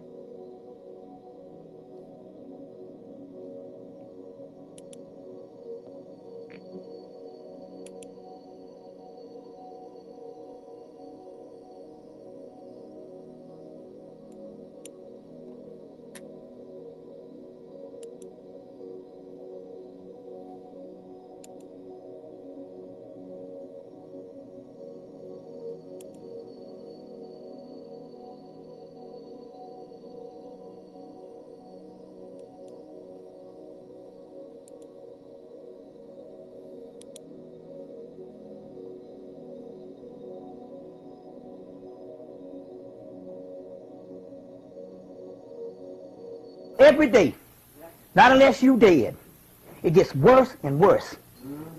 With niggas out in the damn street, niggas on TV, the goddamn cracker, and just everyday life should be, you should be tired of this shit.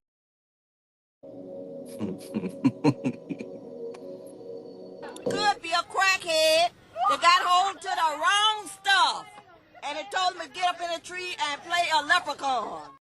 Sex, oral sex, demon. You see oral sex? Look, oral sex. Look. Delivered me 2 Sundays back. Then a demon came with his penis and put it in my mouth, and then he came again and he slept with me last week. And I told the pastor that I need deliverance. Come out from the private. Come out from the private.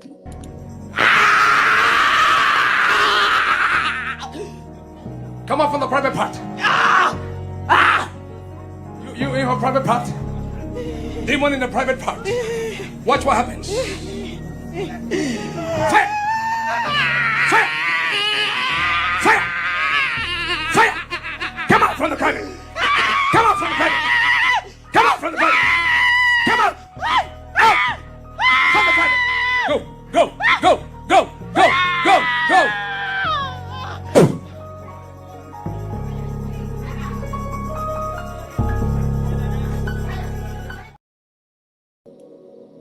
Come out from the private. Come out from the private. That's not where you're supposed to be. All right. Peace out, my friends. Peace out.